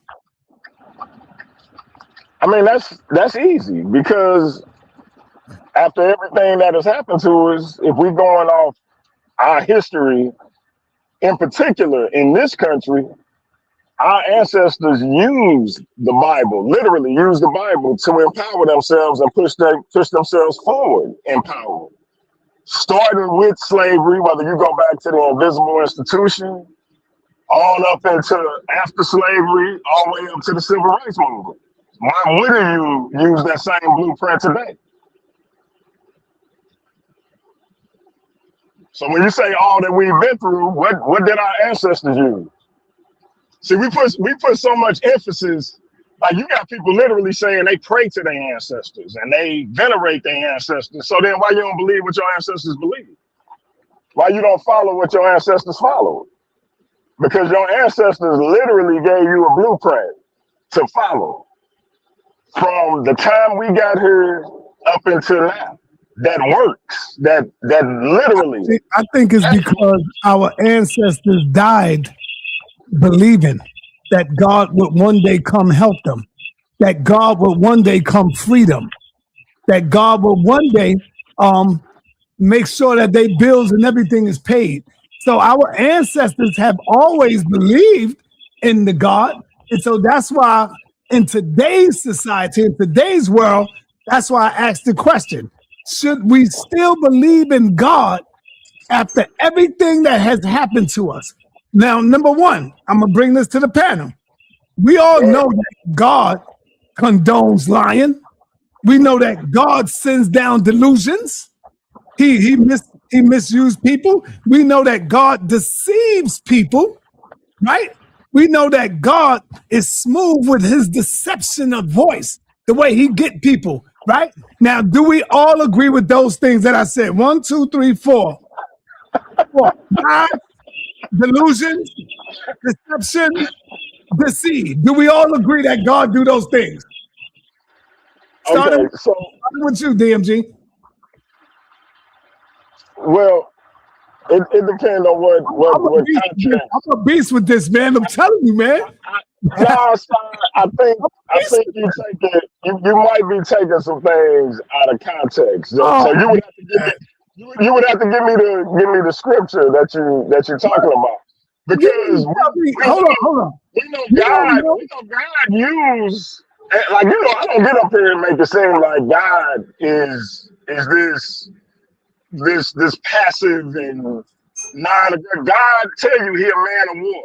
God tell you he came to bring calamity to certain individuals, but these are specific instances where these individuals had a situation where they broke God's commandment, they didn't do what God told them to do, etc.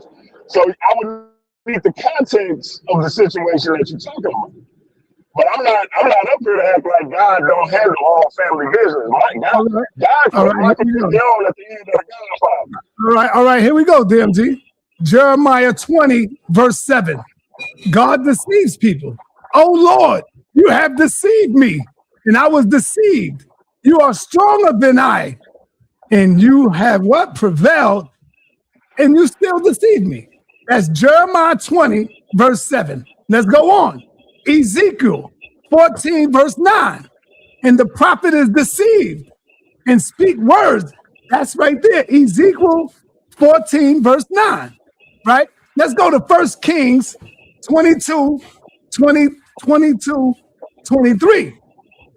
The Lord said to him, how? He will, the spirit in his mouth is lying. So the spirit in the mouth of God is lying. And that's 1 Kings 22, verse 22 to 23. No, you should not do this to me, because I'm going to back it up. This is what I do. But what I need you to do, though, Sam, what comes before and after those scriptures? Verses. But here's the bottom line. Can you read the scriptures that come before that and after that, though? No, that you don't need to do all that. I'm gonna tell you why you do. Because if I simply read DMG punched sa.neter, we would need to know what preceded me punching you to understand why I did it, right? No. Let me tell you what I'm saying. We don't need all of that. The bottom line is, I am accusing God of condoning lying, condoning lies, and we all know that the angel came to God, and God said, I will be a lying spirit in the mouth of these prophets. And God gave him the power and the will to do it. God said, go ahead, go forth and do so. And I will make sure, I will prevail. I will make sure you will be able to carry it out. God also sent down delusions, strong delusions. So we all know that happened. You can ask all these believers up here. God have sinned deception. God have sinned. He deceived people. We all know that. Watch this. Let me go through it. I'm not denying Hold on, brother. Hold on. I like to back it up with the believing man. Yara. Let's get Yara up here. Number one, do you agree what I just said, Yara? As far as God condoning lies, God sending down delusions, God deceives people, and he sends down misconception. Do you agree with that, Yara? No. You said no? No. Damn, man, we can't even be honest with the word, bro. Sa.neter, Let me go to, hold up, you answered. Apostle, do you agree with that, Apostle? Yeah, because I see evidence of it. Thank you, Apostle. That's it. I see Apostle. No, you answered it. You answered it, Apostle. Thank you. I see evidence right now. You are under a strong delusion. You are deceived, brother. Whether God did it or who did it, you are deceived. Believe me. Because if you wasn't under a delusion, you wouldn't be acting the way you're acting. All right, thank you. Thank you, Apostle. Thank you, my brother. Do y'all see this right here? They said that God is not, he don't do none of those things. Let me go to Nepal. I know Nepal gonna keep it 100. Nepal, sit down. You there? I said yes. I didn't say no. I'm watching. You were saying me though. You was taking it. Yeah, I'm witnessing it. All right, then. So come on. I'm being witness. I'm watching it. All right, let me ask you straight up. Deceived. All right, let me ask you straight up, Apostle. All jokes aside, does God condone lies, Apostle? No. Okay, so he didn't condone the lying spirit. Okay, that's done. All right. He used it. That's done. You already answered it. That's where see the people gonna see if you're a real dude or if you're fake. My man. The people gonna see if you're a real teacher or would you lie to them? And they already see that you're a liar, that you lies to the people. Now, number two, does God send down delusions to people, Apostle? Yes or no? You can stop that right now, son. No, I'm not a liar. All right, let me back you up. Let me get you up out of here. Because I told you, you shouldn't have came up in here. Because you can't handle it. You shouldn't have came up in here. Nepal, you there? I mean, I don't know what this is turning into. I'm here. Let me ask you. Yeah, but what is it turning into, though? I mean, am I not allowed to say anything besides what you want me to say? All right, let me move on. Okay. Do I got these cats are scared up in here?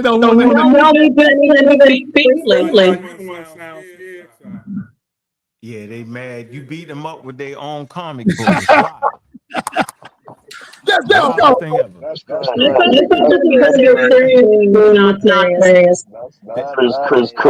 Wow. And you know what? They don't think you asked a question. You didn't ask me the question. Am I going to choose science or God? Oh, You just asked the question. Though. Let me explain why. Do you? Go on. Yo, you got one choice to make. No, you can explain why. You got one choice to make. Science for the rest of your life or God of the Bible, God for the rest of your life. Which one you choose to live with? I'm going to choose to live with understanding the natural world. All the things that happen to us occur in the natural world. Only the belief in the supernatural world is where we get God from. But everything that happens to us actually happens in the real world. So the only thing that has been validated is science to test and understand the natural world. So since I'm a natural person, right, I understand and honor the natural world, then I want to know how to exist in the natural world, and that be through science. So there you have it. All right. How do you think they did up here? Scale of 1 to 10 with my questions and their answers. How do you think they did? Scale of 1 to 1 to 10. I'm gonna give them a 5 because they start crying about the questions because they started falling apart. Right. They started crying, saying, "Yeah, these questions is not real. This is not. They started saying Hold on. They started to realize that they might not want to go with the God that the white man gave them. Because I verified and showed them that those indigenous people had the gods, that the Egypt they loved the most had the gods, right? That the West African people had the gods. It's not through colonialism that all of a sudden you forget everything. You forget about the spirits. You forget about the ancestors. You forget about the trees, the water, the fish, things you made sacred, holy, and divine. You forgot about all that. And you with Jesus Christ or Yahweh Elohim. They start to realize that maybe we got tricked. They start to feel a little bit soft with that pressure. They start to realize that, wait a minute, maybe we didn't even believe in the one God. And I gave you verifiable evidence to show that the one God came later on. Absolutely, positively. All right. Or we stop doing that? We don't get it. We can't speak now, or wondering. Yeah, refute that. Refute that. They Are with the one God. It's real easy because if you ask, I thought Slim Reaper we beat you can't up hear you, Yara. We can barely hear you. Yeah, We right. can barely hear you. Somebody is really. Yeah, right. Yeah. When Your mic is real low, Yara. If y'all not speaking, please everybody go on mute because we got a bad echo. And Yara, your mic is real low. You might have It's to some other people that you let in. It's affecting the audio on the panel.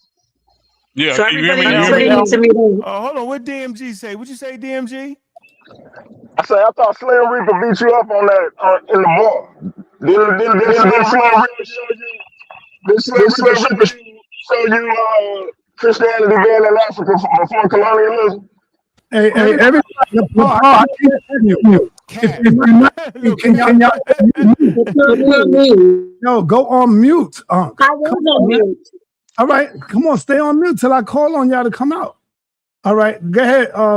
Finish, DMG. I'm asking, are we going to be able to go around again and have our 2 minutes, or that's done? Yeah, we're gonna go around again. If everybody be quiet and get on mute. Yeah, without your questions, let us just speak on our own. Do we have to be a puppet? Yeah, I agree. You don't want these questions. I got you.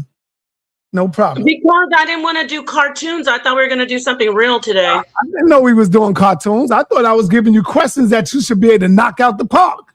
That's what I thought. Huh, you thought that too, right, Now all of a sudden it becomes cartoon because they ass can't answer the goddamn question and they sound dumb as hell trying to answer it. Because you asking dumb questions. Right, sure. Yeah. So, go ahead, y'all. Right. So anyway, like before DMG stepped in and gave him Octa 1-2 blow, when I told him he made up, absolutely, we could see Christianity in the Ottoman Empire well before colonialism. Let's go a little bit further than that, son. We have evidence of Christ and Yeshua being on the west coast of Africa before 1492. You can throw your hand up all you want to. You just came up here and made up a bunch of malarkey, my brother. You came up here and you ran your mouth. All you do is run your mouth with no evidence of the Bible. You should not come over here and talk to nobody about the Bible because you don't read it. All you do is say, I believe in science. Science is my daddy. And I want to get you on the clock. I want to get you on the clock. Because I'm going to show you who your daddy is. And he's a white atheist. Because nothing you ever made that come out of your mouth disagrees with this white atheist until I'm going to show you what he said. Because where you at is where he was at 70 years ago. That's the conversations you have right now. So when I say your arguments are at the bottom of the atheist argument, you ain't at the end yet. You haven't met the end of the atheist argument. And you know where they all wind up at? Nowhere. And I'm gonna prove it to you. Because you can't even place yourself in a group with the top atheists. Because guess what? At the end of the day, when it was all said and done, they agree with me. They agree with Sister Nepal. They agree with DMG. They agree with all the believers in a God or an intelligent designer. They don't agree with you. You ain't it, You just in a space where niggas got half a brain. All right. That's part of the problem. All right, Nepal, you got the mic. Right. I thought we were coming in to really have like a real philosophical conversation. I know you do your questions, but we should have a chance to speak. And what I want to speak about is the Bible that you go into and you pull out those little gotcha, scriptures. You are taking things out of context, because when you say, does God condone lying? You're pulling a scripture where in the context, there were people that went against God and the Most High, which we saw in Isaiah, I make the light, I make the dark, I alone do all things. God asked all the pantheon, so to speak, because I know people want to broaden it. I'm saying all of his holy host, his heavenly spirits, whatever you want to call them.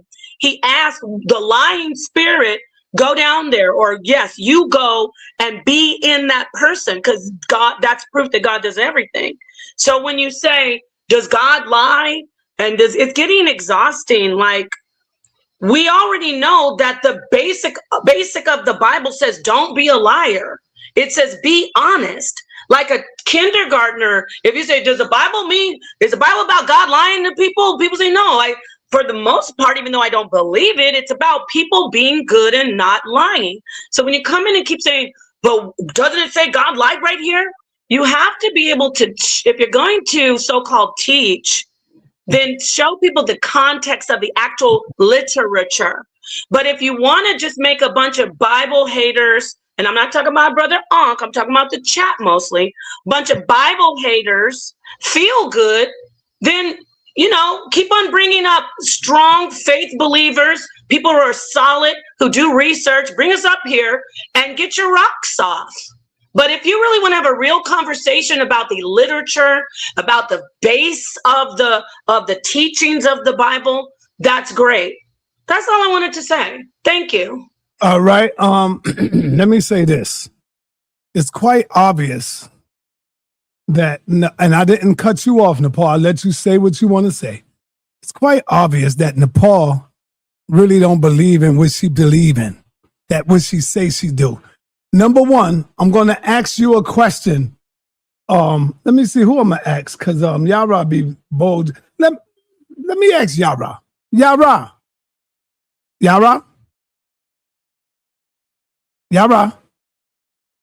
Okay, Yara's ducking. He's hot.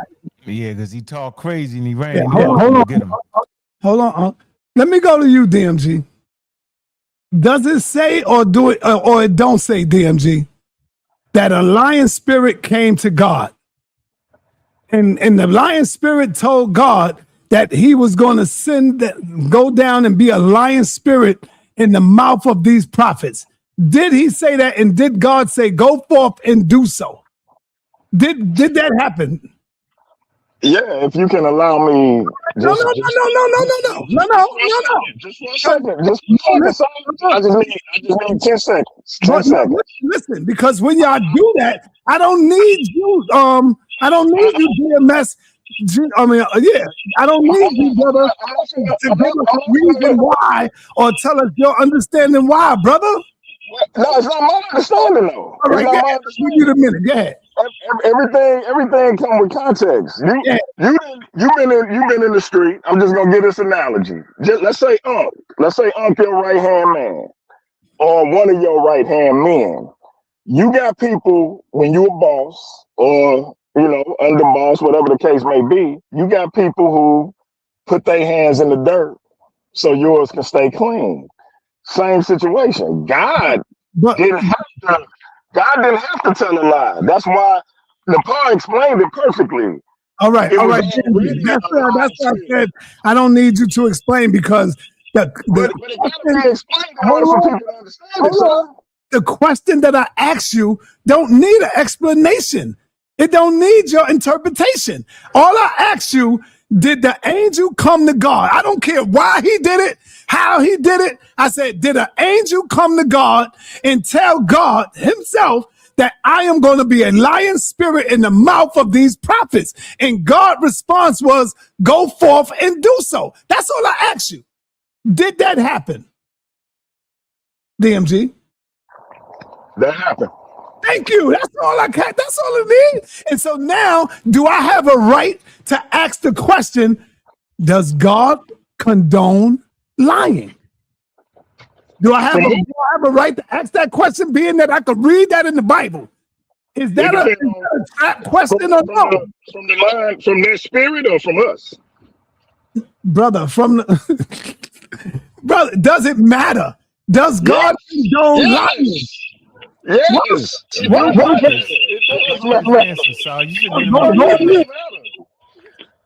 In that instance, he condoned that spirit, because that was already a lying spirit. He condoned it in that instance. That don't mean he condoned us to lie. Oh man, this is getting weird. I like DMG. I like that. You say God right here, man. If I'm wrong, everybody in the pocket correctly. Hold up, everybody got to go on mute, man. You can't do that, because it's sounding crazy. So, next question, DMG. Does God send down delusions? I would say yes. To make you believe in something that's not real. Does God send delusions? I would say yes, depending on the situation. Okay. Do I have a right to ask the question, why is God sending down delusions? Is that a trick question to you? No, you got a right to ask whatever you want to ask. That's 2 for 2. I'm 2 for 2. Third question. In the Bible, according to the Bible, does God deceive people? DMG? I would say yes, depending on the situation. Do I have a right to ask the question, why is God deceiving people? Or is that a trick question as well?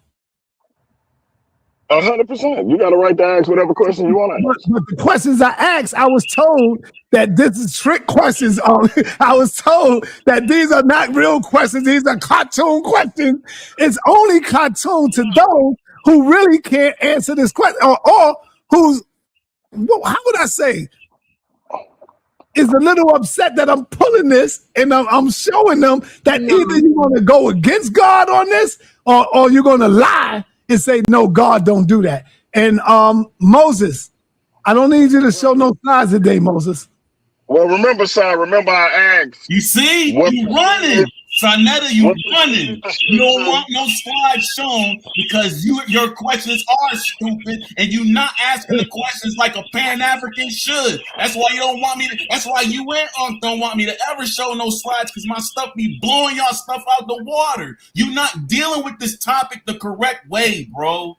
Tell him, I'm gonna ask everybody on the panel, everybody on this platform, what colors do y'all all see on sa.neter's logo that is over this title of his show?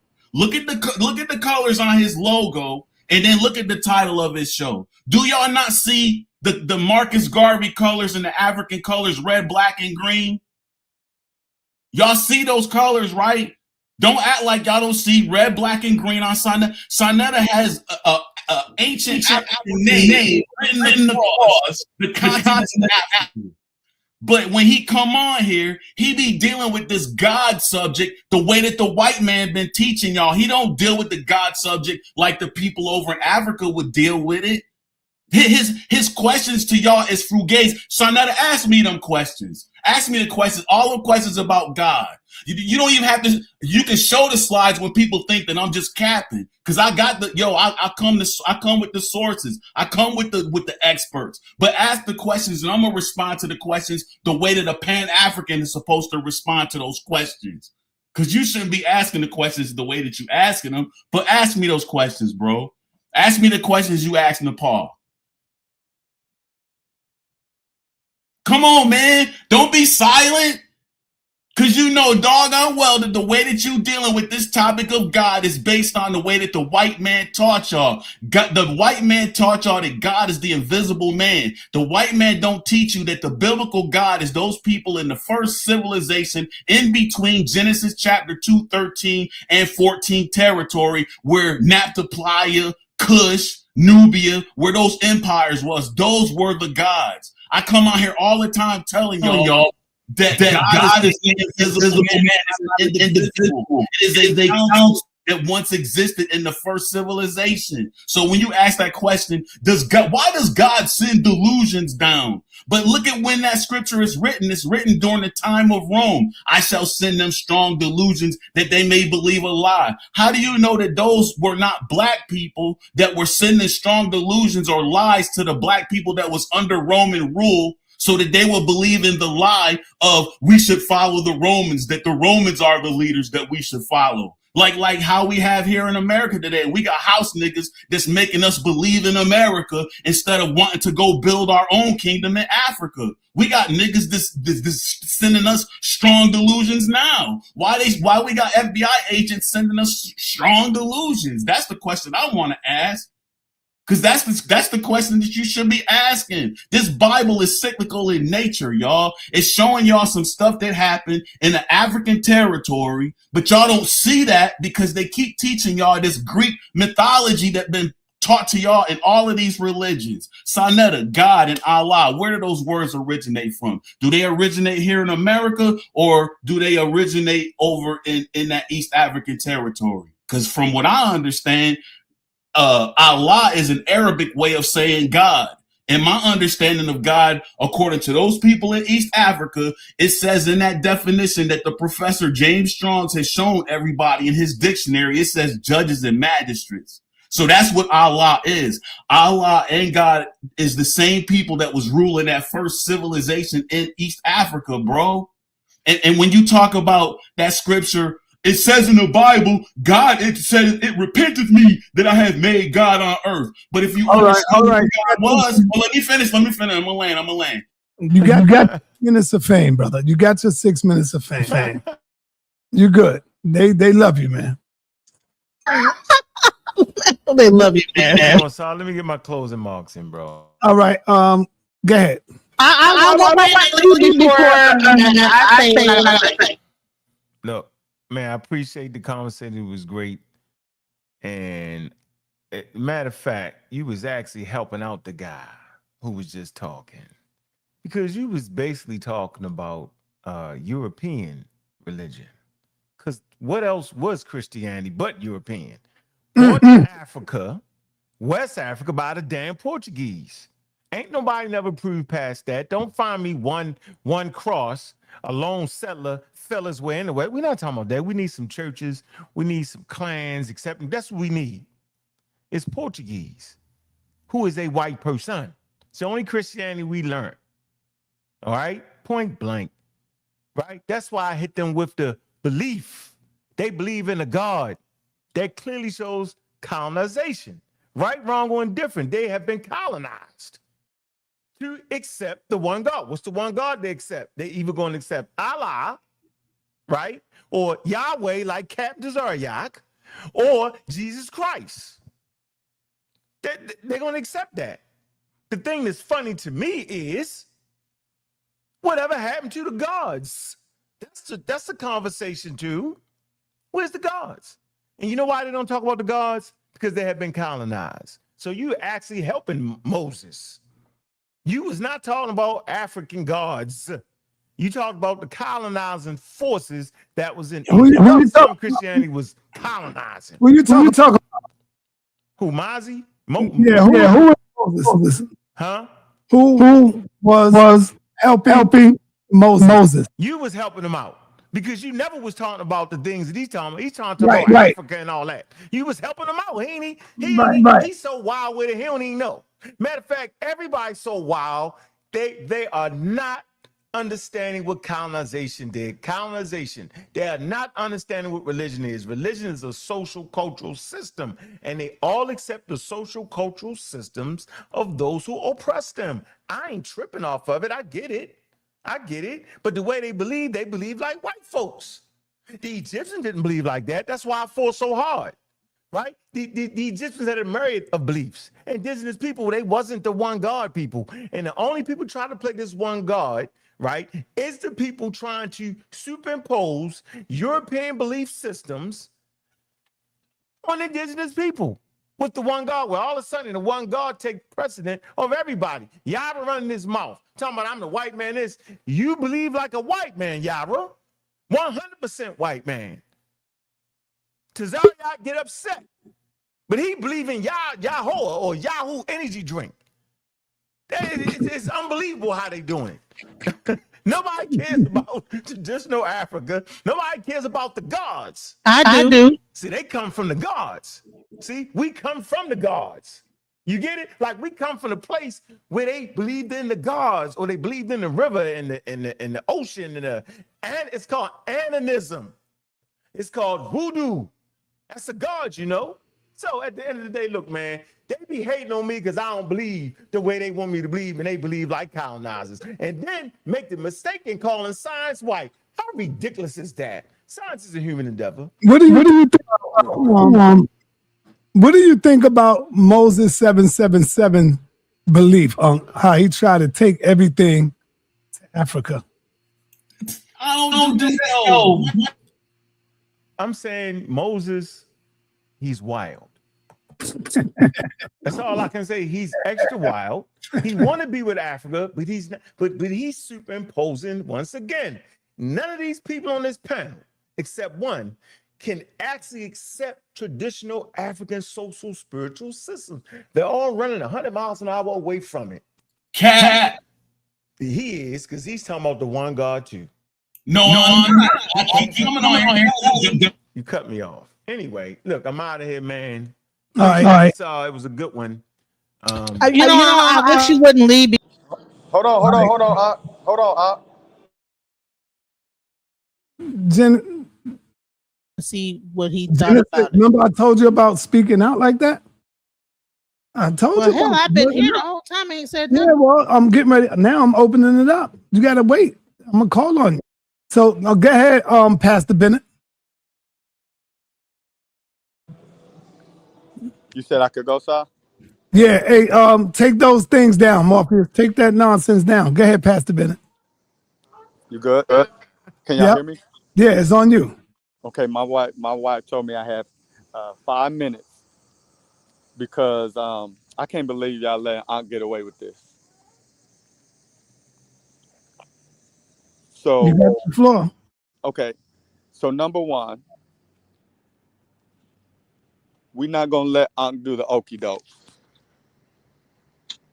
Aunt, you was on here talking all that science talk until you couldn't produce scientific evidence of your statement for God.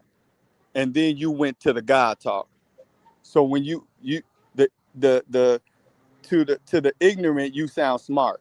But to those who know, we just saw you run from science and try to turn the conversation into monotheism versus polytheism, which you left your scientific conversation. You tried to make those who are arguing from a standpoint of God have that. We seen what you did. And to the ignorant, you sound smart. But to everybody know, you just ran from science. So I want to call you on that. Number one, you start having a God talk when you was on here to have a science talk. And when you couldn't, and when your science couldn't work against God, you stopped talking science and you start talking about gods. That's number one. Number two, you too smart to try to get a play. You too smart to do that colonizer thing. Number one, you sound like the white man calling Christianity the white man's religion. You sound like the white man. For you to say that that's Christianity, which means one, you don't know history. So if that's the part you're gonna put, we're calling on your history. So I want to know five reputable black people that come out of this time period you're talking about. 5. Give me 5 who preach Christianity like the colonizer said. Give me 5 right now. 5 black reputable people who preach, teach Christianity to the people from the colonizer. Matt, give it to me right now. So that means, tell me that blacks y'all are inferior. Y'all can't read the Bible. God wanted y'all in slavery. Tell me the 5 right now. Because I'm about to start blasting you with all these black people who got you the seat that you at right now because they didn't believe the colonizer, right? So you sound like the white man talking about we getting our Christianity from the white man. What? For you to even put Christianity at feet lets me know that you playing a game right now because you know better and I know you know better. You know Christianity started way before the white man. So the white man lying about the Bible, the white man lying about Christianity is one thing. But for you to disrespect our ancestors who actually fought against that, abolitionists who actually fought against that, preachers who actually fought against that, black people who actually gave us our education, who actually gave us, you want to talk about science and medicine, wait a minute. You want to talk about science and medicine? Well, who was doing the mutual aids? Who was helping us with the medicine when the white man was saying we wasn't worthy of it? Mr. Science God? Which black people was help? The black people was helping us. So I want to know 5 right now. You got the floor to give me 5. I don't even understand what you're saying. I think Yep, it yep, shouldn't yep, yep. be up for debate over whether the brand of Christianity we got was from the Portuguese. Yeah, that's the problem. Okay, so let me finish my point. And so No, there's no doubt about Africa got colonized by Portuguese Christianity. Now, am I wrong? Hold on. Am I wrong? Let's stay there because you move way Hold on. No. Stop. Was the first slave? You can't say stop. Yes, I can because I asked you a specific. You didn't ask me. You asked me for 5 people. What 5 people are you talking about? They still okay. If you don't understand the question, I do understand the question. Okay, wait. No, I don't understand the question. You said 5 people that fought Portuguese Christianity. No. What'd you say? Listen to me, brother. You said we are following the colonizer's Christianity. That's what you said. And why did I say that though? No. Hold on. I'm just telling you that's what you said. If you said that, I'm showing that you're playing a game. Because you said that you can give me 5 preachers, 5 black men that preach Christianity, and you should show me them saying black people are inferior. God made them inferior. That's not Christianity. That's not Christianity. Yeah. You see what I'm saying? No, you see. When you start getting challenged, because sa.neter ain't gonna challenge you. Hold on. sa.neter ain't gonna challenge you like I'm gonna challenge you. Hold on for a minute. We start swallowing our words. No, Pastor Bennett, that's a cap. I'm gonna call cap on you. No, you ain't gonna call cap. You swallowing your words. Hold on. As a preacher, you should not cap like that. Because under no circumstance, watch this. Under no circumstance that I say black people was teaching. I'm sure there was something that actually taught that we was inferior. I can believe that. But that wasn't my point of the conversation. You made it that. You said we following white man Christianity. We are. Now, white man Christianity doesn't mean you got to throw in. So now, why you keep muting out? Why you keep doing that? Listen. Because I got to say this, man. I got to say this. Pastor Bennett, you can't. Conversation. Pastor Bennett, you can't speak while Unc is talking because there's going to be an echo. So you got to wait, brother. Be patient. This right here is what I'm going to teach you what God didn't teach you. And that is discipline. So y'all going to learn discipline today because you can't speak over Unc because you'll have an echo. Go ahead, Unc. My point is, Pastor Bennett made it about when I said colonial Christianity, that doesn't mean that particular Christianity was teaching that black people was inferior. It simply meant the Christianity came from the Portuguese. Before the Portuguese even ran into people in West Africa, they was practicing Christianity. They could read the Bible, the King James, I could read all that. I'm saying the very fact that you was believing in one God, you know what I'm saying, was evidence of colonization. That's the point I was making. I wasn't saying they was inferior. I wasn't even thinking about that. You think that I was saying that. And like you said, I'm way too smart for that, Pastor Bennett. Now, back to the basics at hand. The very fact that enslaved Africans gave up their cultural social systems was because of slavery, regardless. And the fact that they stuck on one God is because of colonialization, regardless of whether it's right or wrong or indifferent. They accepted the culture in front of them and they Africanized it or they African-Americanized it. We all know that human beings will take a religion and make it for themselves. We got that part. But at the end of the day, in this conversation right here, the only thing that y'all talk about is one God clearly shows the colonization. The colonization is that you've gotten away from the gods in your culture, which doesn't mean that I'm getting away from science. Because when I'm talking about science, I'm talking about understanding literature. I'm talking about understanding academia, and I'm clearly making statements to say this. Science talks about the natural world. Everything that happens in the natural world, Pastor Ben, the last time I checked. Now, your belief, because I answered the question, your belief puts you in a supernatural world, and hell no, science can't test the supernatural world. That's a belief system. That's a faith-based system, Pastor Bennett. So you're the one preaching and playing games right now. So I'm going to say this real clear for you, Pastor Bennett. I'm going to end with this. Hey, Pastor Bennett, I've never gotten away from science.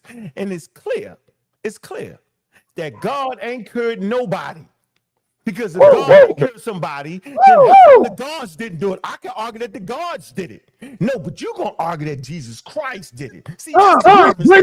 See what I'm saying? I'm saying, how come it couldn't have been voodoo that did it?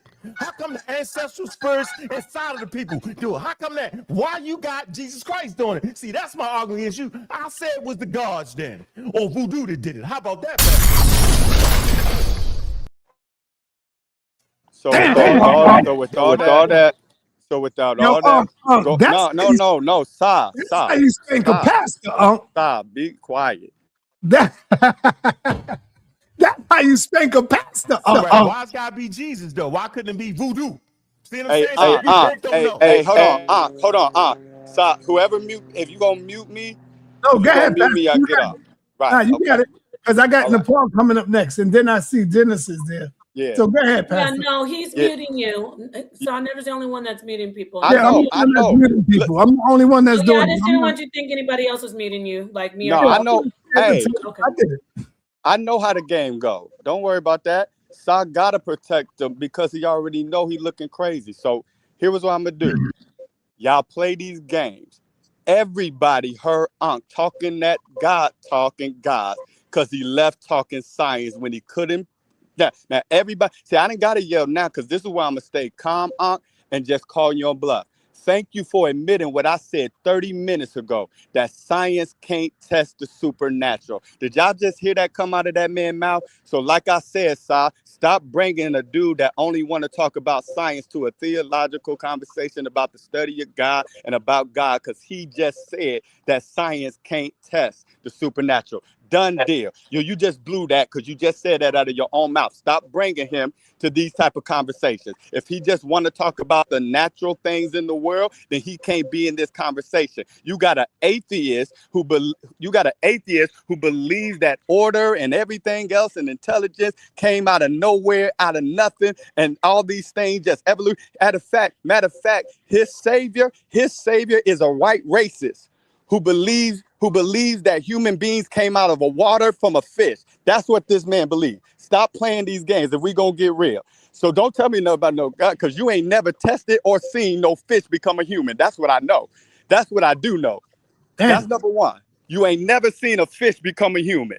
And that's what you want. You want, we got these bones and we got, you ain't never seen a fish become a human. You ain't never gonna test, observe, or see any foolishness like that. Next, we stop playing. We all heard you say, Yara, before everybody got on here, Yara, Nepal, everybody heard you trying to play that colonialism game. Because you can play that on sa.neter TV, where again, to the ignorant, you sound smart. Everybody heard you calling it the white man's Christianity. Everybody heard you say that. This is why Yara brought up to you the king of Exum, which you clearly then stated again, that the only reason Africans had Christianity is because of slavery. Well, I want to know who the heck enslaved Izana. Who enslaved King Izana? When was Ethiopia colonized? Please open your mic and tell me when Ethiopia was colonized, because Ethiopia was a Christian nation. King Izana was an African king who made the state religion Christianity. Now, I want to know who enslaved him. My fault, yo. I thought you knew we came from Western Central. I'm asking the question. My fault. That's it. I got to move on, man. Wait. Hell no. Ain't nowhere in the world. No. You got superstars in the building. You got to let your superstars go. What is doing? You got to let them go. Or even set up a debate or something. You got to do something, Saul. If you're going to cut it right now, I got to see this man. You got to answer the question. You said it, answer it. You got the floor to answer that question. Don't go into nothing else because I'm not done with you. But answer that question. Pastor Bennett, will you debate No, Sa, move out the way. Answer the question. Pause. You all right with letting him go again another round? What you mean another round? Yes, I'm fine. All right, You yeah. dropping bombs for false statements. Now I'm letting him. Now I'm letting him prove he ain't trying to pull the wool over your eyes. He said the only reason Africans had Christianity, I want to know when was Ethiopia colonized by white people, and I want to know when was King Izana colonized by them. I want to know right now. Ms. Ben, please come, husband. You gave him 5 minutes. Who? You gave him 5 minutes, Ms. Bennett. Oh, now y'all see. Y'all see? Y'all see? 5 minutes, Ms. Bennett. Hey, Sa, hey, Sa, you play me right here. Don't call me no more. Go ahead. Go ahead. I'll answer this question, huh?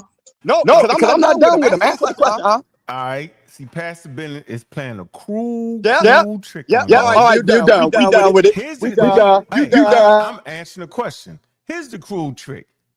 Pastor Bennett clearly knows that us on this phone is from Western Central Africa.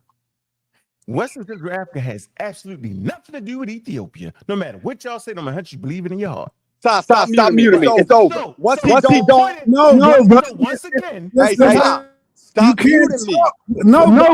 You because you keep talking and have an echo when you talk when his mic goes. I got the floor. I asked the man to give me who made them enslaved since he made the statement. Once he can't do that, it's my floor, like you be telling people. Once you can't answer the question, it's my floor. Did he answer the question? He won't He's talking about West Africa. He's tricking us right now. sa.neter, I asked him, sa.neter, listen. When Ankh spoke, Ankh said, we know that Africans. He didn't say West African. He said Africans. Now, unless we being like Tazariak and them, who only pick and choose who they want to be black and who they want to be African. He clearly said African. I done called the man bluff because we got Africans who were Christian. Now we trying to switch over to West Africa. Hold on. Hey, I'll answer for you. King Izana wasn't enslaved. There you go. It's as simple as that. Ethiopia wasn't colonized. It's as simple as that. First of all, no, we calling your bluff to, again, just like you got to get your medicine out of here, right? When it's trying to test and observe, like you said, it can't answer God. Now we know you don't know history and you playing the game, but we calling your bluff. Now let me go to these types. Hold on. I didn't cut him off. I didn't cut him off. I did not cut him off. Hold on, be quiet, y'all. You can't talk, man, while the brother talking. Yeah, he getting beat up now. He's messed up, man. He getting beat up now. That's what I do. No. See, you can drop bombs for people that can't stand that pressure. When you start calling them the facts. You asked me a question, yo. No, hold on. You don't let me ask Hold on. Why ask me a question and not let me I'm gonna tell you why. I'm gonna tell you. Hold on, brother. Let him finish. Because he asked me. I'm about to tell you. I'm about to tell you. I'm about to give you an example. Because you made flagrant statements. When you said Africans, you can't now, when I ask you a question about an African, try to change it. No, I'm just talking about West Africans. We don't want to hear that no more. We heard you and we called your bluff. Second thing. Hold on. Can I go? Come on. Hey, put him on mute like you going. Talk to him about discipline like you talk to me. So now we calling that bluff because that's the game he's playing. And we got sources for Christianity in Africa before slavery, so in West Africa. So now you out of there. Dr. Vispan too. So we'll bring that source to the table. But hold on. Then you played this game. Everybody heard it. See, Ankh makes statements because he thinks the ignorant will just accept it. But when I give him the floor to say, give me 5 people preaching and teaching it, he started making up stuff and shaking under his boots and can't give me 5 people. Well, I'm going to start giving you some of our ancestors because David Walker, our ancestors, see, we have the privilege of reading their slave narratives. See, we got the privilege of actually using data that we can see and read and test and understand. We got slave narratives, and you know what they was telling us? That they wasn't practicing Christianity, that what the Portuguese and what the white slave masters was giving them wasn't. Try reading the biography of David Walker, who will tell you that y'all ain't practicing what's in the Bible. Let's go to Frederick Douglass. statement, right? Who says between the Christianity of them, the people you keep telling us we got Christianity from, and the Christianity of the Bible, he sees the widest difference. And here is what he said. He said it's so different that for you, people like you, this is what your ancestors said, the ones that lived in that time. He said, people like you who even try to make the comparison, he said the only reason y'all doing that is from some trickery, some evil type of stuff, because there's no way. You gotta God, pass the mic, man. God, dog. Okay. You gotta pass the mic, man. Yeah, so you want people to be able to say what they want to say. And then when I thought this was a source up or shut up. I thought we gonna start bringing actual facts. You gotta let Unc speak too, brother. Come on, man. You dogging him. I can't believe it. Listen. And stop changing what he said. Listen. I don't know. I've never heard Pastor Bennett scam like this before. Now he's scamming. Because exactly what I said was, I said Portuguese Christianity. Where the hell has Portuguese Christianity ever been in damn Ethiopia? When we talk about Ethiopia, which has nothing to do with West and Central Africa, we're talking about what? Greek, Syrian people, Prometheus, okay? He's a Syrian Greek, all right? And he teaches King Hosanna Christianity, all right? So what the hell is we? I said Portuguese Christianity is where? It's in Western Central Africa. Where are we from? Western Central. I'm not talking about Ethiopia. That's how they run the Ethiopian Irish Christian. Wait a minute. Then he make Africa one place. They scamming. Africa's not one place. Africa's 54 different countries. Back then, they had no idea about Ethiopia. He made that up on purpose to try to flam y'all. They holler out the word Africa. We supposed to all fall in love.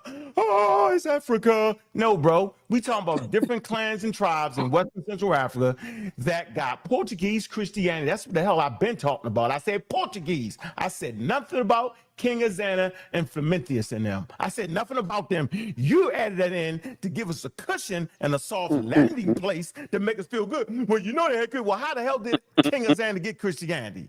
Why was it a need to get out of the ancient custom and traditions? Because it was trade and commerce. He ain't get out of it because he believed Jesus Christ floated and walked up, raised from the dead. Tell the whole truth, Pastor. He did it for trade because the Christians controlled the trade in that area. Let's stop playing. And Prometheus is the first church father of Ethiopia, which is a white boy. So now you got Ethiopians bowing down to white boys again. I wasn't talking about that, though. I'm talking about Christianity in Western Central Africa, which enslaved people got. And I never said that all of a sudden the black people are going to start teaching that they quote unquote lesser. I never said that, because when we got to Christianity, we immediately started to alter it, adding our own custom and traditions. We were sharp at the end of the day. But those first damn slaves, they ain't had no choice, bro. You know it and I know it. So it was a trick question from the beginning, because I never said Ethiopia and I never said King Hosanna. I said the Portuguese, and the Portuguese wasn't in Ethiopia. You made that up on purpose to trick. Now, I'm sharp as a damn hawk. Now, take that back, Pastor Bennett. I said the Portuguese, you added in Ethiopia. So why you try to capture us now? Why'd you do that? Answer that question. Don't talk around it. Answer why you jump from the Portuguese to Ethiopia when you know they two different time periods. All right. He can't the question because I got to move on, bro. I got other people on the panel. I'm sorry. No problem. If you want to debate, Unc, just let me know and we'll set it up. So, Pastor Bennett, I am sorry, brother. I hear your wife calling you through your phone. She's calling you. I hear her. Where the hell are you, Pastor Bennett? I hear her calling you, man. You told her you're going to give 5 minutes. You'll be out there. So, Pastor, hold on to your Christian duties and do what you're supposed to do, brother. Do what you got to do. Let me move on, Pastor Bennett. I'm sorry, I love you, Pastor, but I got to move on. All right, Nepal, you got anything you want to add on? I'm going to be really quick because I see Revelation and Suntan didn't. Oh, and Genesis. So I just want to put this on the table here about atheism. Atheism, if you compare it to theism, it's really, how do you say, it's not as strong. The belief of there's no God, that's why I call it a belief. You can argue that. And I say it's not strong because all you have to do is show them proof and they'll say, okay, then I'll believe it. Where with the theist, it doesn't matter what you do, they will not move from whatever God they believe in. And I want to say this extra, and then I'll pass the mic. And if you are going to reject a God, you have to go to the individual atheist. If they say they don't believe in God, it's not just one blanket group of people. They're not a hive mind. You have to ask each person, why do you reject or why do you choose to believe that there is no God, or why do you choose to not believe in a God? And once you talk to them about that, you can pinpoint where they are and where they are in their spirituality, and possibly bring them. It's pretty easy. Bring them over. If you are that type of person, you can bring them over to being a theist. So my position is that atheism is pretty weak because all it's based on is, hey, show me and then I'll join you. Where theists are like, I don't care what you say. Faith is beyond seeing something. I just know. And I just want to put that out there. Thank you. Thank you. All right. Genesis, let's go. So, I'm just going to make a statement. Okay. So the biggest disagreement with a lot of this theology is that people place God almost entirely out of oneself. Like God is somewhere above, watching from a distance. In Yoruba cosmology, Olodumare, the creator, is greater than creation. But divine power is also present in nature within us through Ashe, divine power, and Ori, our inner destiny. So when you look around, almost everything humans create is inspired by something already found in nature. Airplanes imitate birds. Cameras imitate our eyes. Computer networks resemble the brain. Artificial intelligence imitate how people learn. Even video games imitate life. So it's almost like, I believe that this whole thing is almost like a video game, because you enter the world through an avatar. You face challenges. You make decisions. You deal with consequences. You try to fulfill a purpose. So think of existence like a video game, not literally, but as an example. Arun, the spiritual world, is the unseen part, while Aye, the physical world, is the world we experience. The body is our avatar that we create. Like, okay, I want to choose this person. You dress it up, whatever, in the video game, right? So, but it's not that we are all like how we are. Our inner destiny connects us with the purpose that we came here to fulfill. Olodumare, the creator, is the source. Ashe, the divine power, is what allows things to happen and change. The Orisha, divine forces, operate through different parts of existence. Ifa, divination system, helps to reveal destiny, like, tarot and all these different things, helps us to make choices. Ebo, like, you make a sacrifice, it helps you bring back into balance. So I'm not saying that each of us is Olodumare. I'm just saying we're not completely separated from the divine. The creator is beyond us. This is what Yoruba believe. The Yoruba, like me being a person that practices Yoruba tradition, Isheshe, aka Lukumi, is around us and working within us. Our purpose is to follow or read our destiny, develop Iwapale, good character, and fulfill the reason why we came into this earth. So that is the difference. Right, there we go. I want to say real quick, man. Hey, Genesis, I'm sorry that I got to say this. I respect you, but I still got to say this. We ain't going to never get nowhere unless we start dealing with the realismism. All this O'Shea, Ogun, all this old nonsense. All this nonsense is nonsense, because it ain't got a goddamn thing to do with us today. We living in 2026, man. What the hell is Ogun, Oshun? All I did was tell you, listen, no. Hold on. What the hell is O'Shea, Google, Google, all this old nonsense gonna do for our children today? How is that gonna put food on our table today? We need to get into a culture, an African American culture, while we're here in America. Simple as that. We dealing with all this old crazy stuff that we ain't got nothing to do with it. I know y'all gonna say, well, that was our that's our goddamn ancestors. We are new people today in America that been here for at least 300 damn near years. 300 going close to 400 years. That we don't know none of that science. We can act like we do, but we don't speak the language. We can act like we do. But come on, man, we got to get closer to what we got to find out and what we have as a people. We never had a plebiscite. You didn't listen to nothing I said. Yo. I listen to everything you said all the time. I hear that. Now, you know, if I could get in the Nepal, you know I got to beat you up too. Right, but you only focused on the words. You didn't hear the words. I said that life is like a video game. We play video games all the time. Let's do it without the Ogun, Oshun, and all that other stuff. Okay, so all right, so take the Ogun out. Hold on. I know it's hurting. Just speak. It's all right. It's all right. I know it's hurting. You know, let's get into our stuff, man. That's all I'm saying, man.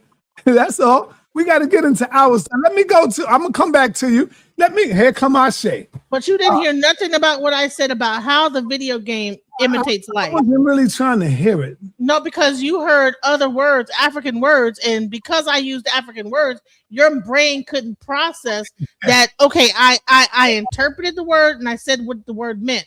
But the whole thing was me comparing it to a video game. The actual God is the actual console, right? The person that's within the video game, that's your avatar. You work in a video game. You have challenges, this, that, the other. That's pretty much what it is. And then if you die, you come, you live it over and over again. That's pretty much, and that's what that's what Yoruba cosmology is pretty much saying. And that's what I'm saying. We got to get away from that. We're living in a simulation. When you die, you're done. You're dead. Simple. Ain't no coming back. You ain't never died before. Hold on. Let me go. Nobody got proof of none of that nonsense. Nobody can come here and tell you, yo, I was here last year and I automatically came back. Nobody can tell you that. I've died before and came. Genesis. I'm talking now, sis. I'm speaking. You said you died? Hold up. You said you died and you came back? Had a full flip over accident, died, bust my whole head. I got pictures of it. Died. How long you been dead? I died. Listen, I died. They brought me back. How long? How long you been dead for? I was dead for maybe 5 minutes, and then came back. Get the hell out of here, Genesis. Stop the nonsense. No, I died. I got pictures of it, bro. I saw my whole thing. Life flashed before. I have a near-death experience. But people that have those experiences can tell you that, listen, it's almost like a fucking video game. Then the life that you come back into looks different than the world. Genesis, you flipped over in the car? I flipped over. I have a big gash on the top of my head. I died. I died. Damn, Genesis. I died. I died, bro. And I came back. I saw my kid. I saw what was going to happen the next day. It was, everything was in slow motion. It was crazy. And I swear to God, like the next fucking day, I could tell the person what was gonna happen. I said, right after this, she says this. It was almost like, that's why when people say we live in a simulation, on top of that, if you ever had a C-section, or been on any kind of guess what, Genesis? You really never actually died, Genesis. You was on your way to. But somehow, before you can pass that line, they brought you back to full strength, Genesis. So you never died. Your heart didn't stop beating for no 5 minutes, Genesis. You wasn't breathing for no 5 minutes, Genesis. Don't believe that.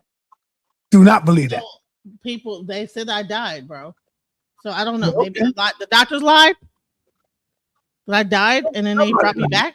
Yeah, but it wasn't for 5 minutes. You just was on your way. They had to give me a blood transfusion to even. Yeah, but you was on your way out. But you didn't make it all the way out. That's what I'm trying to tell you. Yeah, that's it. Let me go to my man Revelation. Hey, I'm out of here, so I'm gone, bro. All right, Pete. Revelation is in the building. What up, Revelation? Damn, I wanted to talk to Unc. Peace and blessings, though. Hey, Revelation wants some of the smoke, man. He wants some smoke. He's always running when I come up. I don't know why. Nah, man, you made me listen to Pastor Bennett for an hour. And you know what, Revelation? I noticed that too. When you come, Unc is gone. And Unc's my man. I have no problem with Unc at all. I don't know what it is, but I do have some questions for him if he would let me ask them. You know, Go ahead. As a student, first and foremost, you know.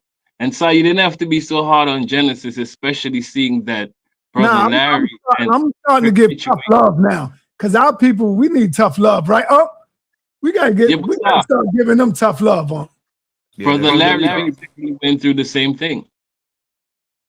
Yeah. You know, but that's just all I had to say about that. If you never had a near-death experience, you'll never know. Right. That's right. Man, you kind of have me messed up. And when I'm talking to you, I'm talking as a student, and I also keep in mind that well-organized lie can always defeat an unorganized truth when I'm speaking. Say that no more. That's okay. I keep it in mind when I'm Yes, I do. Come on, man. What you talking about? Don't worry about it. My first thing basically is you keep saying that, you know, like Bible believers, we don't believe in the other gods, and that's not 100% true because we do believe in the other gods. It's just that the Bible tells us that we should stay away from them, especially when they want us to do strange things like probably burn your kids as a sacrifice into the fire and certain things like that. You know, so that's just where that is concerned.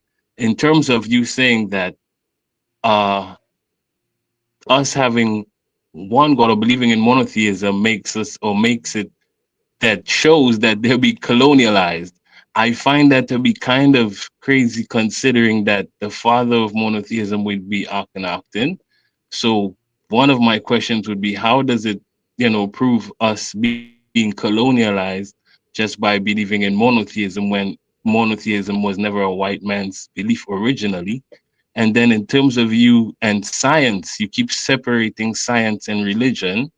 But as you know, and as I know, our elder, Dr. Ben Yosef Yochanan, he teaches that it is in religion that man develops science, not in science that man develop religion. So I was just wondering about that. Well, how is it that you keep separating them? Is it that you have a source stating that what Dr. Ben said is untrue? And if so, could you provide that source? I think I'll park right there. Yeah. So first of all, let me get out. Let me do this. You keep talking about Northeast Africa. We Western Central Africans, okay? And Akhenaten and his cult died. They said get him out of here with that nonsense he was talking about. They erased his name off of all the royal tombs, never to be heard from again. All right, it didn't take. Whatever it was you thought he was believing, it didn't take. I talked about that earlier. That's around 1300 BCE. All right. It happened during his lifetime. When it was over, he erased it. Now, you're mischaracterizing Dr. Ben's statement. Dr. Ben is not giving you a scientific treatise on how science came about. He's just making a philosophical statement when he says out of religion come quote unquote science. He's making a philosophical statement because actually the technical statement would be out of philosophy, quote unquote, comes science. Philosophy predates science. All right, we all understand. So Dr. Ben's statement, he was making a philosophical statement, talking about man's religion, and I gotta really hear the statement over again for real to get the technicality of it. But and so listen, what he wasn't saying was mix your daggone science. Pastor Bennett says something wild too. Just because we have scientists that believe doesn't mean those scientists mix their science with their daggone quote unquote religion. Because if they mix their religion with their science, it's no longer science. No matter what y'all say, y'all can say it over and over and over again. It doesn't matter who funds science. The Catholic Church can fund science. A daggone scientist can be a Muslim, Christian, or Jew. That doesn't help y'all. But when they do science, they do it void, separate from their religion, or else it's no longer science. So now that we got that class on science, I'm never running from you, Revelation. You made a wild statement. You said you're a Bible believer, but you don't believe everything in the Bible. Isn't that Tom? That's kind of alarming. It seems like you're walking back up out of it slowly but surely, because you believe bits and pieces of it. Am I getting that right? You're a bits and piecey believer. I don't believe that part, but I believe this part. Man, you're on your way out, bro. You're gonna read yourself about the Bible, yo. I don't want to talk to echo. All right, let me mute. But if you can bring that to me, that would be one. I would love for you to show me that I say that I believe parts of the book. That would that would be wonderful. I would really love to see that. But you can talk. I just wanted to say that. Yeah, no, I thought you said that. I thought you said that. I thought you said that. All right. Anyway, I appreciate you, Revelation X, man. You know, we all good, man. I'm out of here. Appreciate you, Nepal, sa.neter, and everybody. I'm around McCartney. I appreciate you getting your exercise in. Hey, that's gonna help you more than God, yo. You gotta ask strength from God to run to keep your heart right. Trust me, yo. Hey, sitting around praying, eating snacks all day will kill you quicker than exercising. And trust me, bro. Yeah, that's a good thing you're going there, yo. God give you common sense to run, yo. I appreciate that, Raw. I'll be running tomorrow, though. I appreciate that, though. I like that. That's a good example right there for our people, yo. I'm out.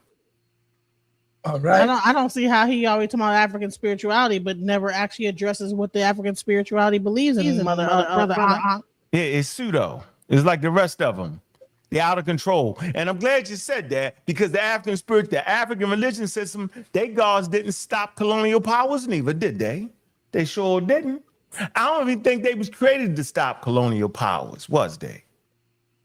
Were they meant to? Was it destiny? I don't know all that. I don't know. See, you spooking me out now. But spookism.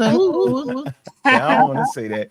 Hold on. I don't want to say it that way. Let me take that back. What I want to say is, since the conversation is all based around God, and I gotta add the gods to it, the gods didn't stop colonialism. It was the people that are supposed to stop it and slow it down and deal with it. It's the people, not the gods they believe in and the gods they made up. That's all I'm saying. Thank you. Okay. Can I ask you one simple question before you go, please, brother? All right, go ahead. Where does your thoughts come from? Comes from your brain. That is not a simple question. Your brain. I'm saying your brain. There is no thoughts without your brain. Simple as that. Your brain. That muscle. Okay, my brother.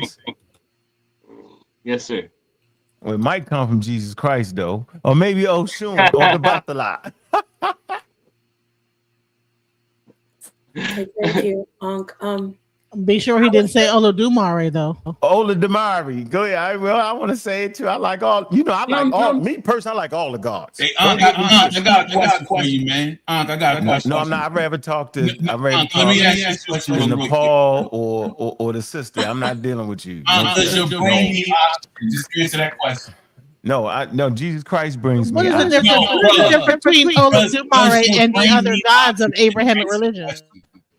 I like Olodumare better. I like that better. I think it tell a better history. It locked me into my history way better than the. No, I'm always on the side of African spirituality, sis. Don't get that twisted. Thank you. All right. And why is that? Why is it on? Please, can you tell? Because it's part of the way we can understand our history better. You understand the religion because it's a social cultural system. It's more than just a god. It's deify ancestors. Is how we worship. Is how we live, and that's a picture, a snapshot into how we live prior to colonialism. That's why I like it. But I know it has no power for me in America because we're in a whole different situation. Well, what is I like Yahweh better. No. And the reason I like Yahweh better because you could tell here, nigga. You could tell here. For real. Man, stop it. That nigga get up there and lie and he get up there. I hate you. I'm jealous of you. All that, bro. I got to go with Yahweh Shah. Yahweh.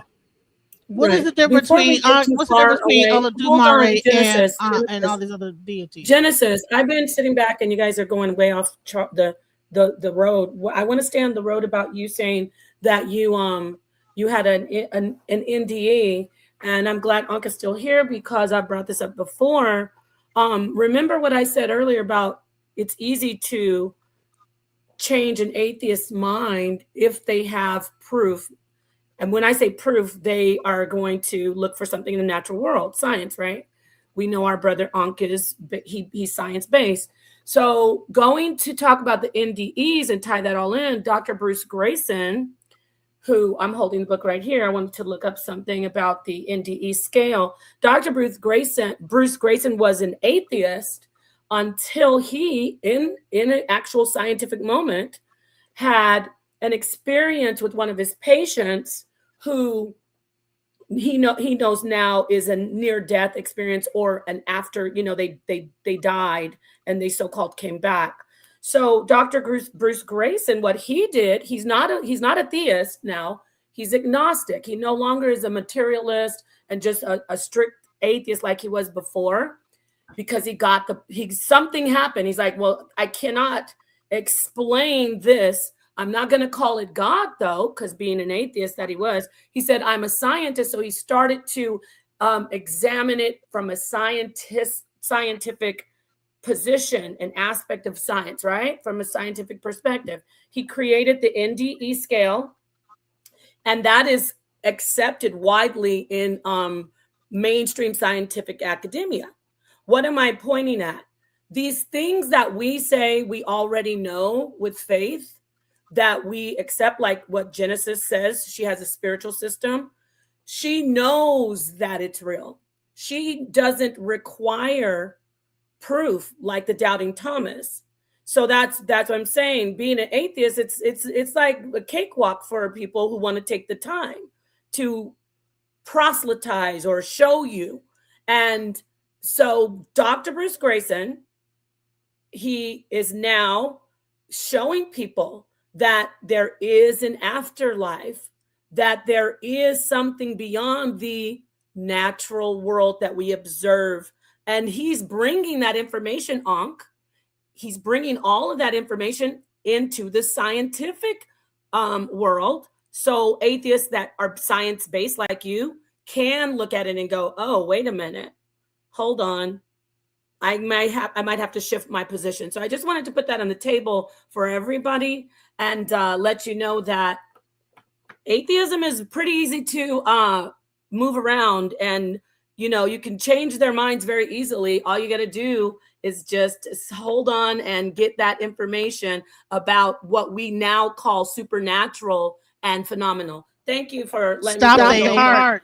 Stop their heart. Bring it back together. Wait, so I'm saying when I looked at his work, though, because you had mentioned this before, when I kind of looked at his work didn't actually prove that it was an afterlife. His work simply demonstrated that there were, people had vivid experience when they was close to death or believed they was dying, right? But it did not establish consciousness survives, in the brain, after death. It never verified that, though, because I looked into it when you had said it. Holding the book, it is death. They are. All right. Well, that's just my law. I just want to put my thing on that. That's all. No, go ahead. But they're clinically dead, though. All right, no problem. I'm gonna tap out this. Y'all went off into the thing, and I appreciate it. And why are you tapping out? I want to hear more about what you said. I'm tapping out because I ain't going because I gotta go, and I've been on here for 3 hours. All right. I wish you would have had more chance to speak. We can talk about that on another show, right? But Mozzie is coming here scamming. No, answer the question. Does the brain need oxygen, bro? Stop saying it's scamming. Answer the question. Does the brain need oxygen? No, not at all. If you don't have no oxygen to the brain, all right, thank you. Stop it. No, I don't need no oxygen. Okay. Stop breathing. Hold the breath. Don't breathe nothing. No, you take it, bro. I need you to stick up your nose so you don't breathe for a minute. And then let's watch you pass out. And then you'll watch the ambulance come up in your house. Stop it.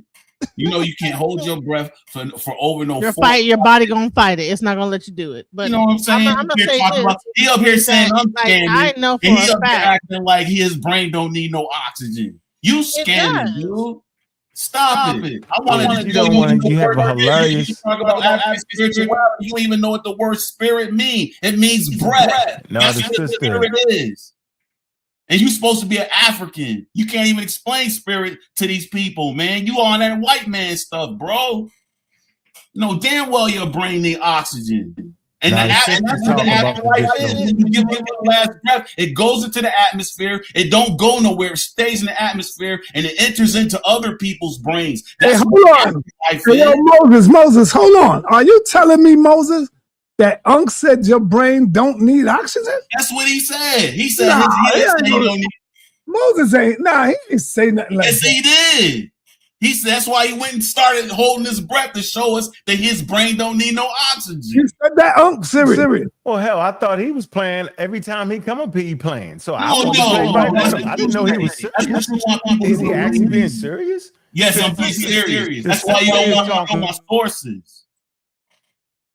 That's why you don't never want to show my sources. That's why you don't like me showing those slides, because I'm showing you what a professor is saying about all these words that y'all come up here talking about God and angels and spirit and devils and Satan, and y'all don't even know what those words mean according to the people in that ancient African territory. Y'all always off topic. Y'all don't never talk to these people like Africans. Y'all up here, y'all the ones scamming. You And up when here I calling this bring up the stuff, he multiverse, over here like calling this stuff sa.neter. We got Amon Ra McCarthy, and ain't none of y'all dealing with this book like Africans, man. I'm like, y'all supposed to be conscious. That's because it's not an African book. Have you ever thought of that? Thank you. Damn, man, you can't be that damn slow, bro. What? Say that again. Africans were an oral tradition. That's because it's not an African book. Why? Why?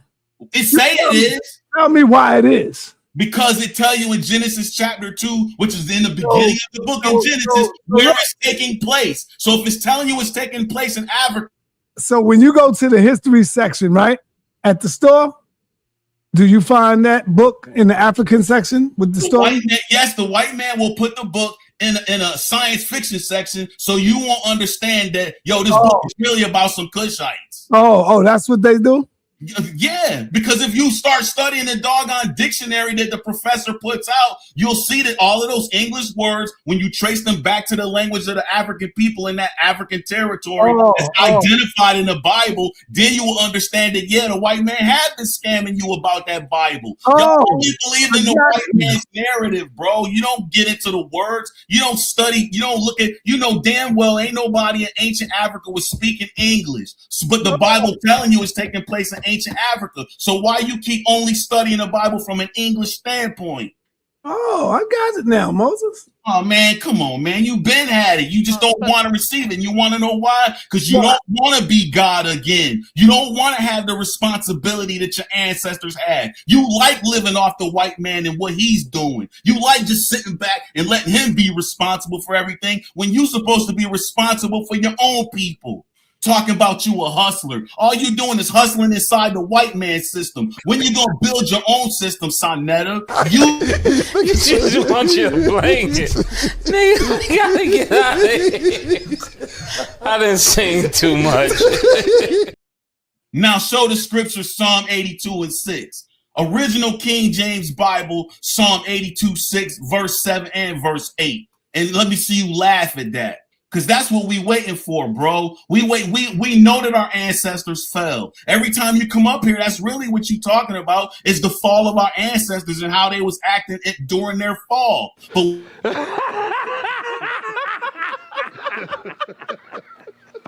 That's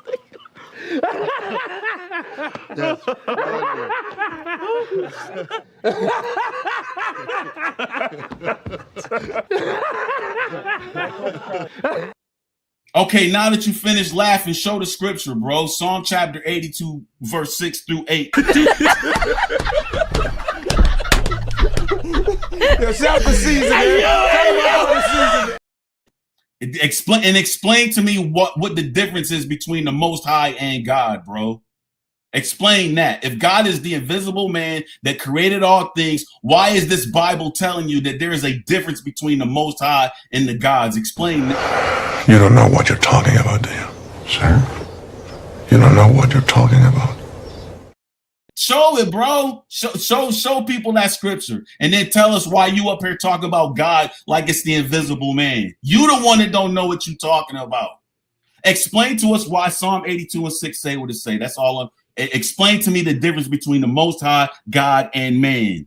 based on that's about the spirit. I was going to show what the English word spirit means in English people language. Go to the next screen so they'll see. It means breath, man. It means breath. We all know that already. No, you don't, because if you wouldn't be up here talking about the spirit like it's some like how these Christians. It means breath, man.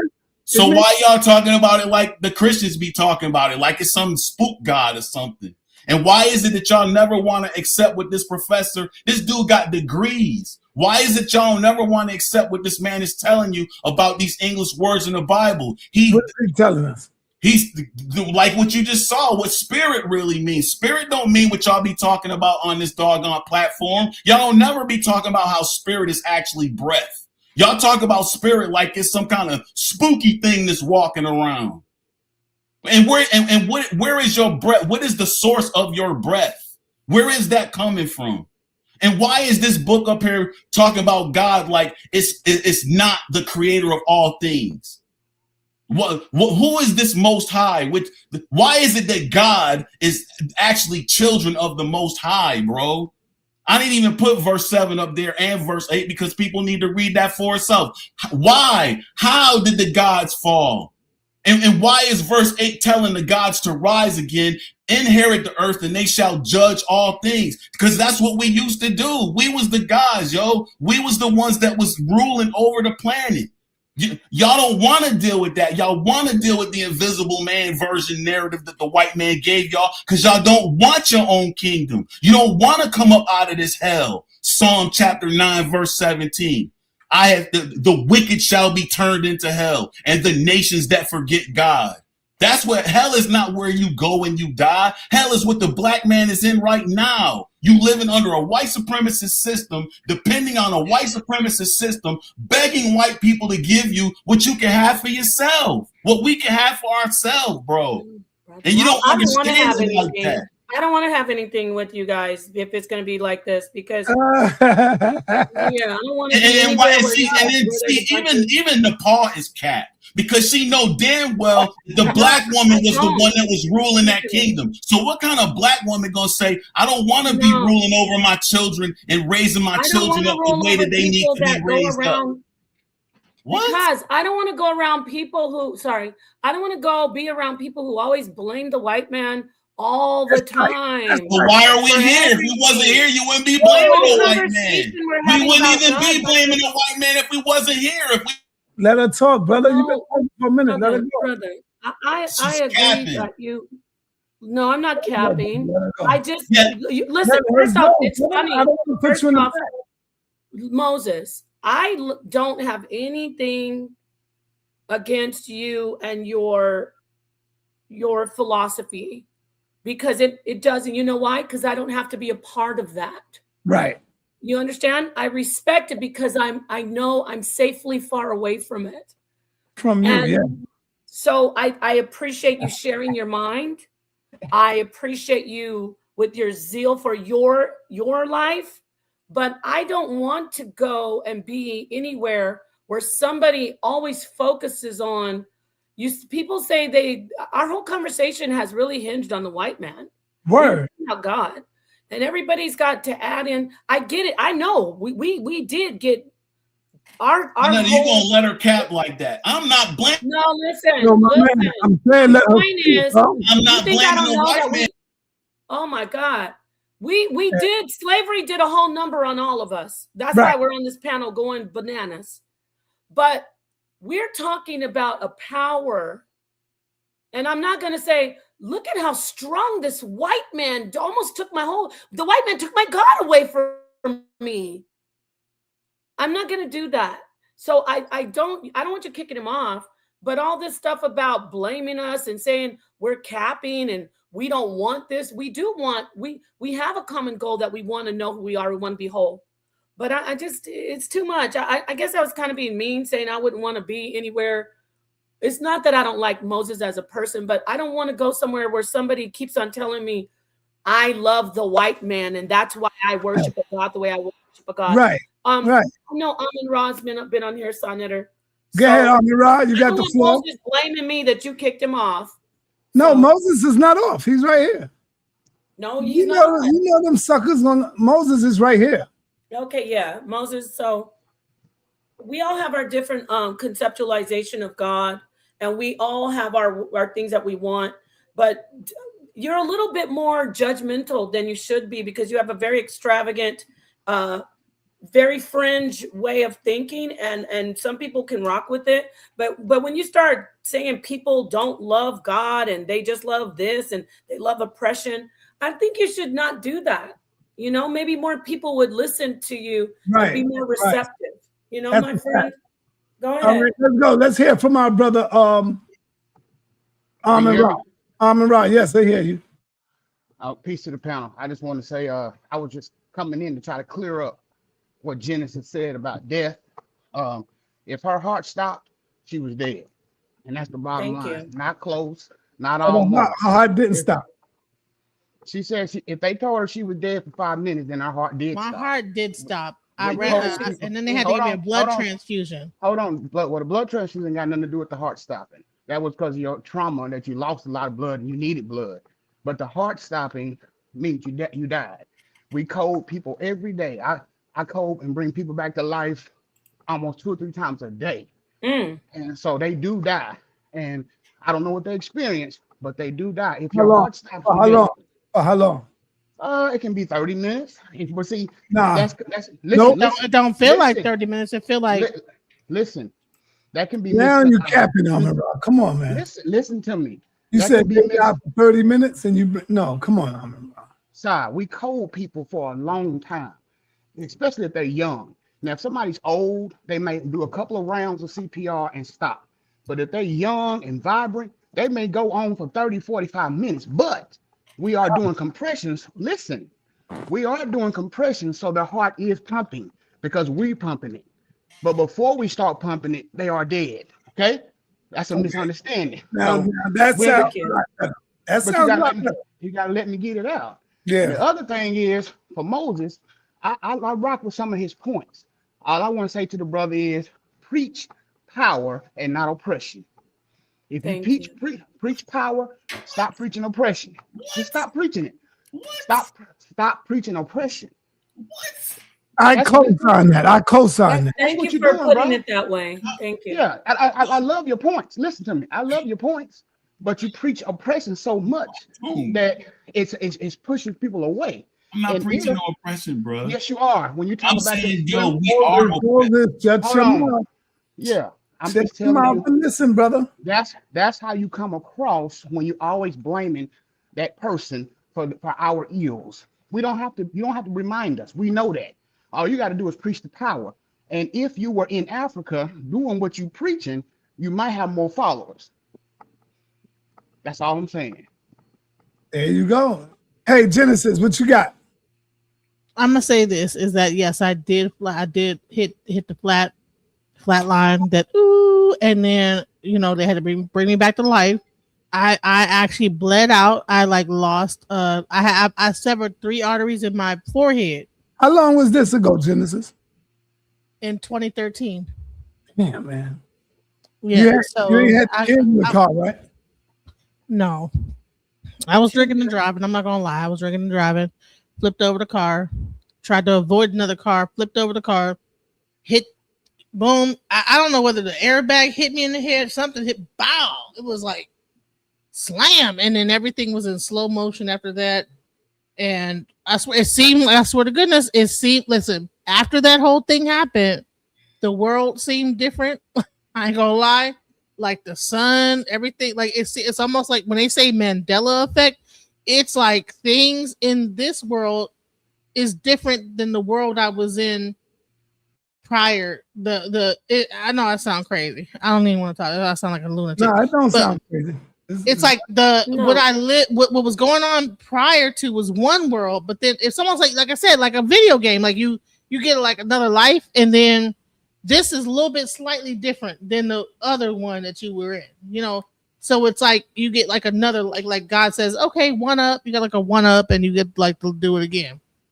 That's how it seems, and yeah, and so it's kind of crazy. And then what happened is that when I was getting brought back to life, I actually saw the next day that was going to happen. I saw my daughter playing in the pool and everything. It was like crystallized before my eyes what was going to happen the next day. And so you were still out. What it is Genesis. I think you probably had a vertical as well. What is that? Nepal, let her know. A vertical. Oh, Where you're your saying head was veridical? Are you saying veridical? where your head was spinning.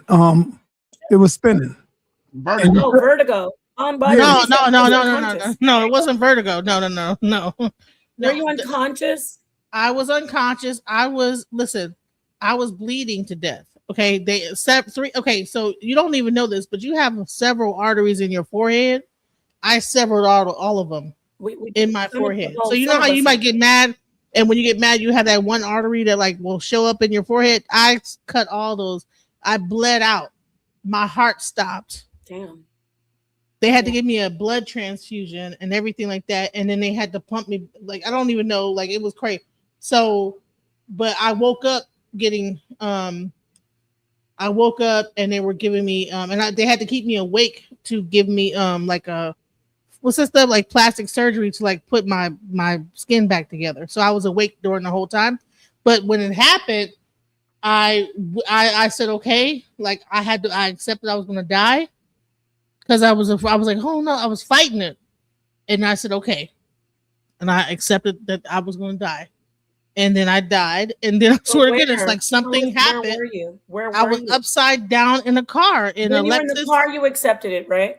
I accepted. I was upside down in the car because I was fighting it, trying to get out. But the people that like was trying to rescue me were like, "Don't, whatever you do not unhook that seatbelt," because I was bleeding out my head, like full bleed. Yeah. Okay. And if I would have undid the hook, I would have broke my neck because I would have fell full force onto my own neck. So they were like, "Don't break it." Then all of a sudden, I just fell asleep, and it was like, "You're gonna die," and I was like, "Okay."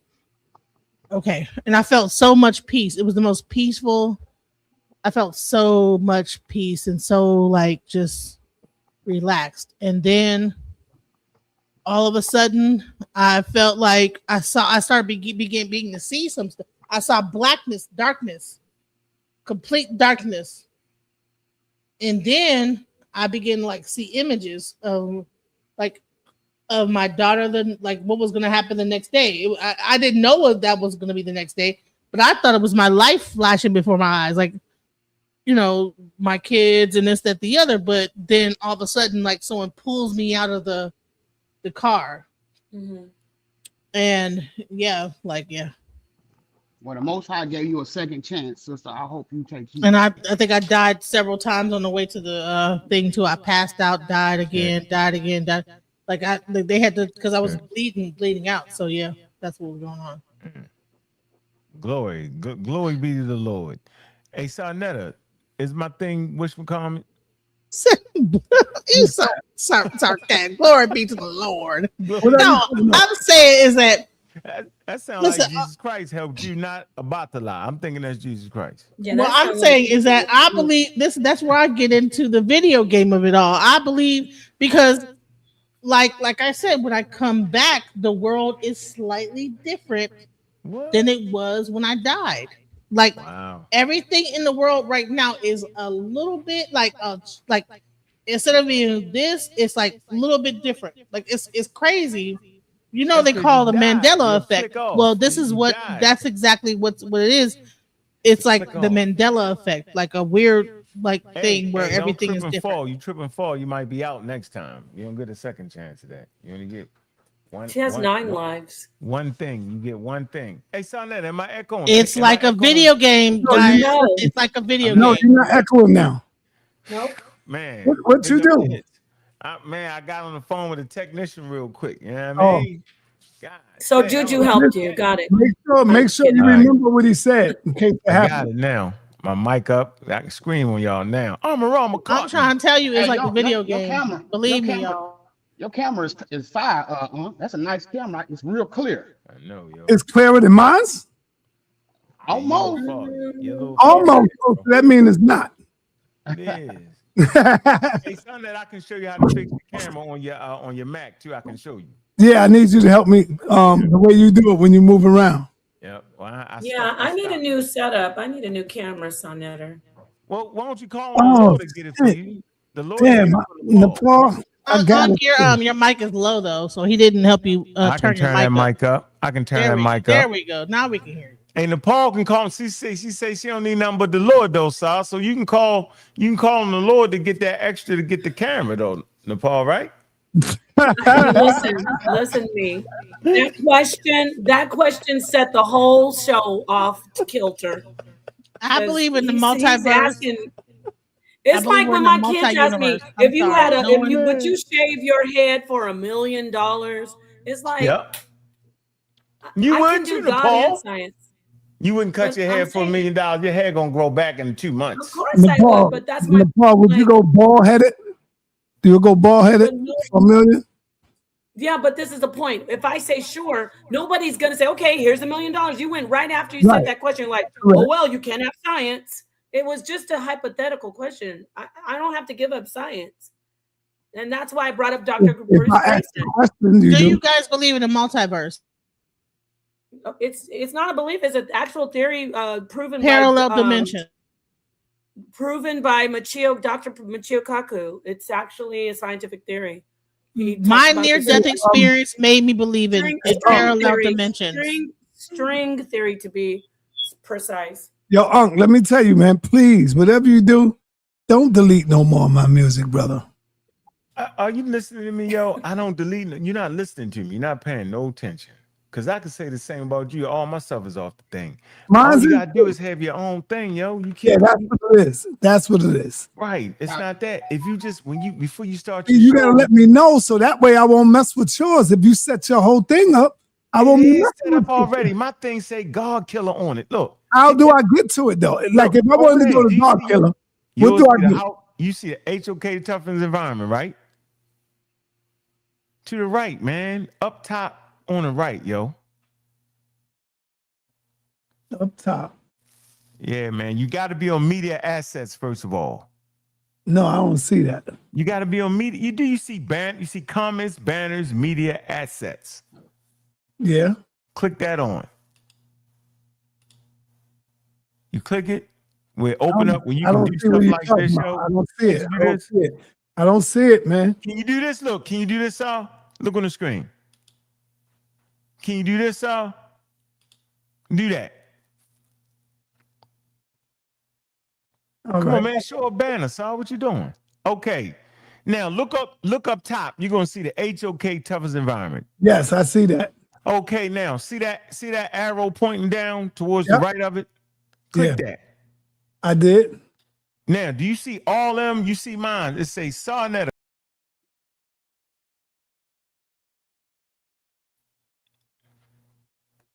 Yeah, that's yours. That's mine, yo. Get off mine. See, you be messing up. Look.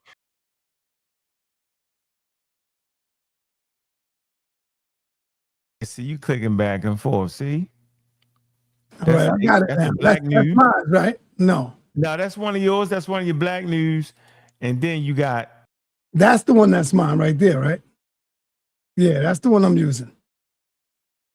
The HOK is the toughest environment. Right. So you be over here messing with my thing. My thing is this right here. See? Boom. See? This mine. Yeah. See? Yep. And look, and you erased all my songs off. I got all kind of stuff on here. I thought it was mine, bro. I was like, yo, earlier today, I was like, who the hell deleted my songs? You and Ashe, y'all ain't got no sense, man, right now. I got to let them know you ain't teaching nobody. You just want to, I can teach him how to set up Ashe stuff. I can teach him when he have all his own separate stuff. You feel me? He don't need to mess with nothing. Yeah. All right. Hey, Suntan, you there? Yeah. He's chasing Hey, Suntan, you want to say something? I forgot you was there. You don't even cam up, brother. I've been here. I've been doing what I usually do, dude. He doing electrons. He doing a. Leave him alone. Don't start that again, man. No, we already had fun with that, so you missed it. We passed that. We had a good time with that. Yeah, I got him straightened out on the long show. I'm putting the paw back on you because she really got you straight. Don't try to get her. Shout out to Miss Tiffany out there too. Hey, Si. I got Unc straight on his own show. One of the God killers is There you go. That's how you get Unc. Catch him by himself. No, one of his guys was an HVAC man. So Yeah, take it out on Cedric. That's all. When you get Cedric, take it out on him. Well, you did a show on it, Unc, on the pseudo killers. Yeah, you know, I did a show earlier today. Yeah. Oh, I gotta watch that. We had a good time. We had a good time. Yeah, it's on both. It's on the sa.neters, and I did. You know, I get my shows in. Y'all don't even check out my So shows. you That's prove okay. that HVAC people actually do study All right, electronics. all right. No, Hey, yo, that man ain't say yo, that. yo. Paul. Don't get Come tricked. on, Unc, why you gonna lie, man? Damn. He ain't say that. But I'm gonna leave it alone. He did say that. sa.neter took the video down. No, I'm saying my HVAC man didn't say what he said. Yes, Oh, I got it. All right. Anyway, yo, we out of here, y'all. Yo, we out of here. I'm ending the show, man. All right, man. All right. Appreciate you. Peace and black power to everybody, man. You still didn't let me. I don't want to delete my say, show, man. I don't want to delete my show today. Sorry, you didn't let me say what I had to say. Yeah, go ahead. Say what you got to say. All I got to say is this right here, man. I believe in reality. We should just, I believe my definition is just to be good, be a good guy. And I got, the religion is there, but I live in reality, man. And I don't, try to use it as some sort of guide to try to tell people what to do and what not to do. Right. So my whole thing is just be a good person and, stay in your guardrails, man. That's what I believe. That's how I live. All right. Yeah, that sounds cool. That's the bottom line. I don't bring no charges to nobody. Once you get metaphysical, then that's when you run into issues because people not going to believe your metaphysics. They're not going to believe what happens outside the natural realm. On earth, they might can believe, but once you go out of that, then you're going to run into problems because people believe different. So my whole thing is to just, because and one thing I got to say this to religion. I love the songs. I listen to Sam Cooke. I love the songs. I love gospel. So I ain't going to front on it. Because I think gospel singers are the best. Man, and then, it just does something to you when you hear a good song and stuff like that. That spirit, the rhythm. Yeah, I think gospel singers are the best singers, man.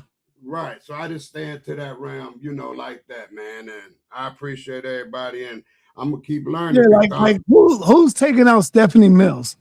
I love Stephanie Mills. Who's taking out Patti LaBelle? Man, them my girls, man. What's her name? What's my sister's name? Damn. JoJo cousin. JoJo Yolanda Adams. No, Yolanda's cool, but JoJo cousin. What's her name? JoJo's cousin? Yeah, Casey and JoJo. They cousin, the girl. Fantasia. Yeah, Fantasia. Oh, that's their cousin? Yeah. She blow that mic, man. Come on, man. Pretty cool. She got discovered on that Star show. Yeah, on that show. Yeah. She didn't win, though. That's the crazy thing. Right. She didn't win. Hey, Si, one thing, though, I do like that what you present, because sometimes you go a little, you know what you do when you go jumping on people and stuff like that. But the thing that I do like about you and a couple more people on here, reality, man. Let's just live in reality. If we can stay in reality, and then we can keep our beliefs. And if you want to believe something, that's cool.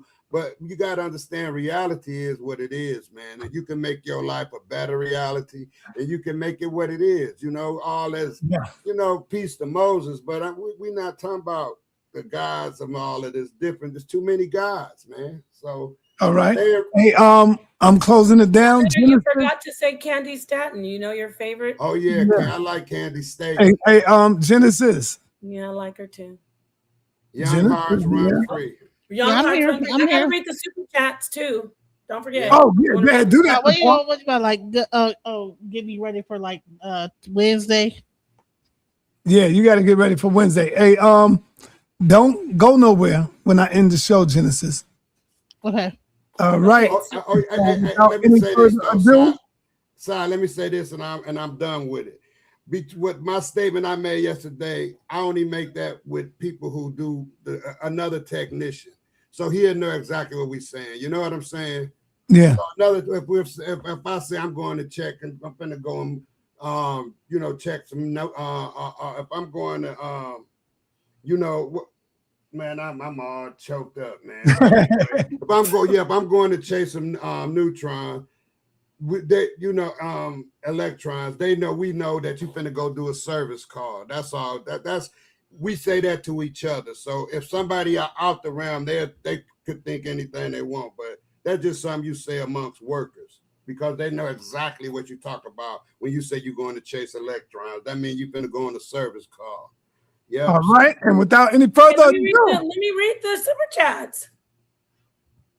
Remember? Yeah. Did you get any? Hey, Ty, did you get any apps? No, I didn't get none. I ain't crying. You lying, man. No, I didn't get no love, man. No matter how long I've been up here, I ain't getting no love from the people. But I ain't crying like that, man. Nepal can tell you I've been doing it all since the show started. I know. If they want to show love. Because you're talking a lot. It's weird. Yeah, he said Nepal could tell you that I've been up here doing this all day. Yeah, I know. I say he does it all the time. He's religiously loyal to working for you and the HOK. I have love for Suntan. It's just the toughest environment. It's not personal for anybody. So it's all love. Amun-Ra can tell you Genesis, and especially the number one person I bust the pinata sa.neter. I'll be busting his pinata all day long. So do y'all believe that? Watch the chat, Nepal. No, I don't have to watch the chat because I'll be seeing your pinata. Who be winning? Sa.neter or Nepal? Let's keep it a buck. I wonder what they're going to say. Your whole audience. Mad? Look, press 1 if you're going with Sa.neter. Press 2 if you're going with Nepal. Okay. Let me call my mama and say, who does she love more, me or sa.neter? Let me see if she gonna answer. What I'm of course your audience is gonna choose you. All right. So let me read the super chat. Not really. No disrespect, Si, but your pinata was bleeding like DJ Genesis. Man, don't be like, hey, listen. Talk about it. Thank you, Pastor. There you go. Okay, so right, like I said, I be getting beat up by the power like several times. Yeah, so that's because I love you. Okay, do y'all see the ones in the chat? No, I don't care about those ones. Let me read these super chats. In the toughest environment to be in, y'all. You know this is the toughest environment. Everybody's been up here. I've been beaten up by sa.neter, Genesis, Amun-Ra McCarthy has dragged me before in the past. Come on, it's the toughest environment. All right, you all right, Suntan? Go ahead, read the chat. I gotta talk to Elder Suntan. I'm good. I'm good, Sister Nepal. Trust me. All right, cool. All right, now moving right along to these wonderful super chats. I want to say thank you to everybody. Let's start with, because he's up here and he's a loyal supporter with information and as far as also donations. Let's start with Pastor Amun-Ra McCarthy said, God is undefeated. Don't waste the precious breath you have trying to blaspheme his name, big bro. He could snatch it from you this very night. I added very, and that's true. All praise to the Most High. So let's keep going. All right. Thank you, Amun-Ra McCarthy, for the $20 super chat. Let's go to Kev of St. Louis says, don't pay your mortgage and see what God does. He just gave us $10. Come back. $10. Yeah. You are so funny, sa.neter. Okay, let's see what else we got. We have MILF Lessons. Thank you so much. Here's another HOK regular audience member. MILF Lessons says, in 2026, in 2026, we still arguing the colonizers' religion? Shake my head. Thank you for the $10 super chat. And let's see who else is up here. We have Kamari. Kamari, thank you for the $10 super chat. Says, nobody on the panel would take a loved one who is sick to a pastor or priest versus an actual doctor. Right. We never said anything like that. Right. But guess what? We have an actual. They did that in the past, though. We have a qualified medical professional right here, and he is a pastor. Let's go. This is my point. Y'all see how they don't want us to say it? He's a pastor, so you don't have to choose one or the other, because many of these doctors and medical professionals that would save your life believe in God. Why are you acting like that? Is it hurting? Many of these medical professionals believe in God. I would have been done if you weren't jumping in. Let's go. All those principalities. All those principalities. Okay, let's see. Our friend Dios Mios gave us a $2 super chat. Thank you. Said, appreciate all the superstars in the building. Thank you so much, Dios Mios. And I believe that we are, those are all the super chats that I see. Did I get everybody? Let me make sure. Oh, did I do this one? This was the first one I put up. TF Terry, Texas says, I'm an atheist, but peace to the captain. So thank you for that $2 super chat. All right, and that is all the super chats. Thank you, everyone, for listening. All right. Hey, Genesis. Yep. Hey, what's up? Tell me if you like my new grand hit. Oh, you forgot to say, what is this one? My new smash hit, Genesis. Uh-oh. You ready, Genesis? Okay, all right, the smash hit. Genesis said she like my music. A smash hit. She like my music. She does Suno also. Yeah, but she can't. Yeah, he did. I think he did a good job on the love song for the. All right, here you go. Wait. He did a love song for who? You've been doing good. For his wives, like earlier. Oh yeah, I heard Thank it. Thank you, Genesis. He sent it to me and all his. All right. You've been doing good, sir.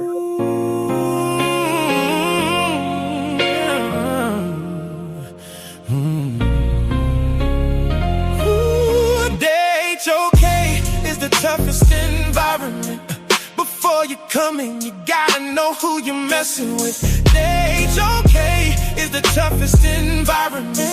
You think you're ready, you think you're nice, it takes a high requirements. You gotta pay the price if you wanna survive this life. Put your heart on the line, no room for second guessing. Step into the ring and learn yourself a lesson. The pressure is heavy, it's sink or swim. Light hits the stage, but your shadow is dim. You came for the crown, but you're facing a king. No turning back when you step in the ring. Blood, sweat, and tears, yeah. We built from the grid. You talk about winning, now you ready to quit. So check your ambition before you walk off the HOK. Don't care what you say. The HOK is the toughest environment. Before you come in, you gotta know who you're messing with. Show us your source, let the truth be spoken. Words don't mean a thing when the trust is broken. You know how this works. I see you crying, I know it hurts. HOK is the toughest environment. Before you come in, you gotta know who you're messing with. HOK is the toughest environment. You think you're ready, you think you're nice, it takes a high requirement. You gotta pay the price if you wanna survive this life. HOK is the toughest environment. You think you're ready, you think you're nice, it takes a high requirement.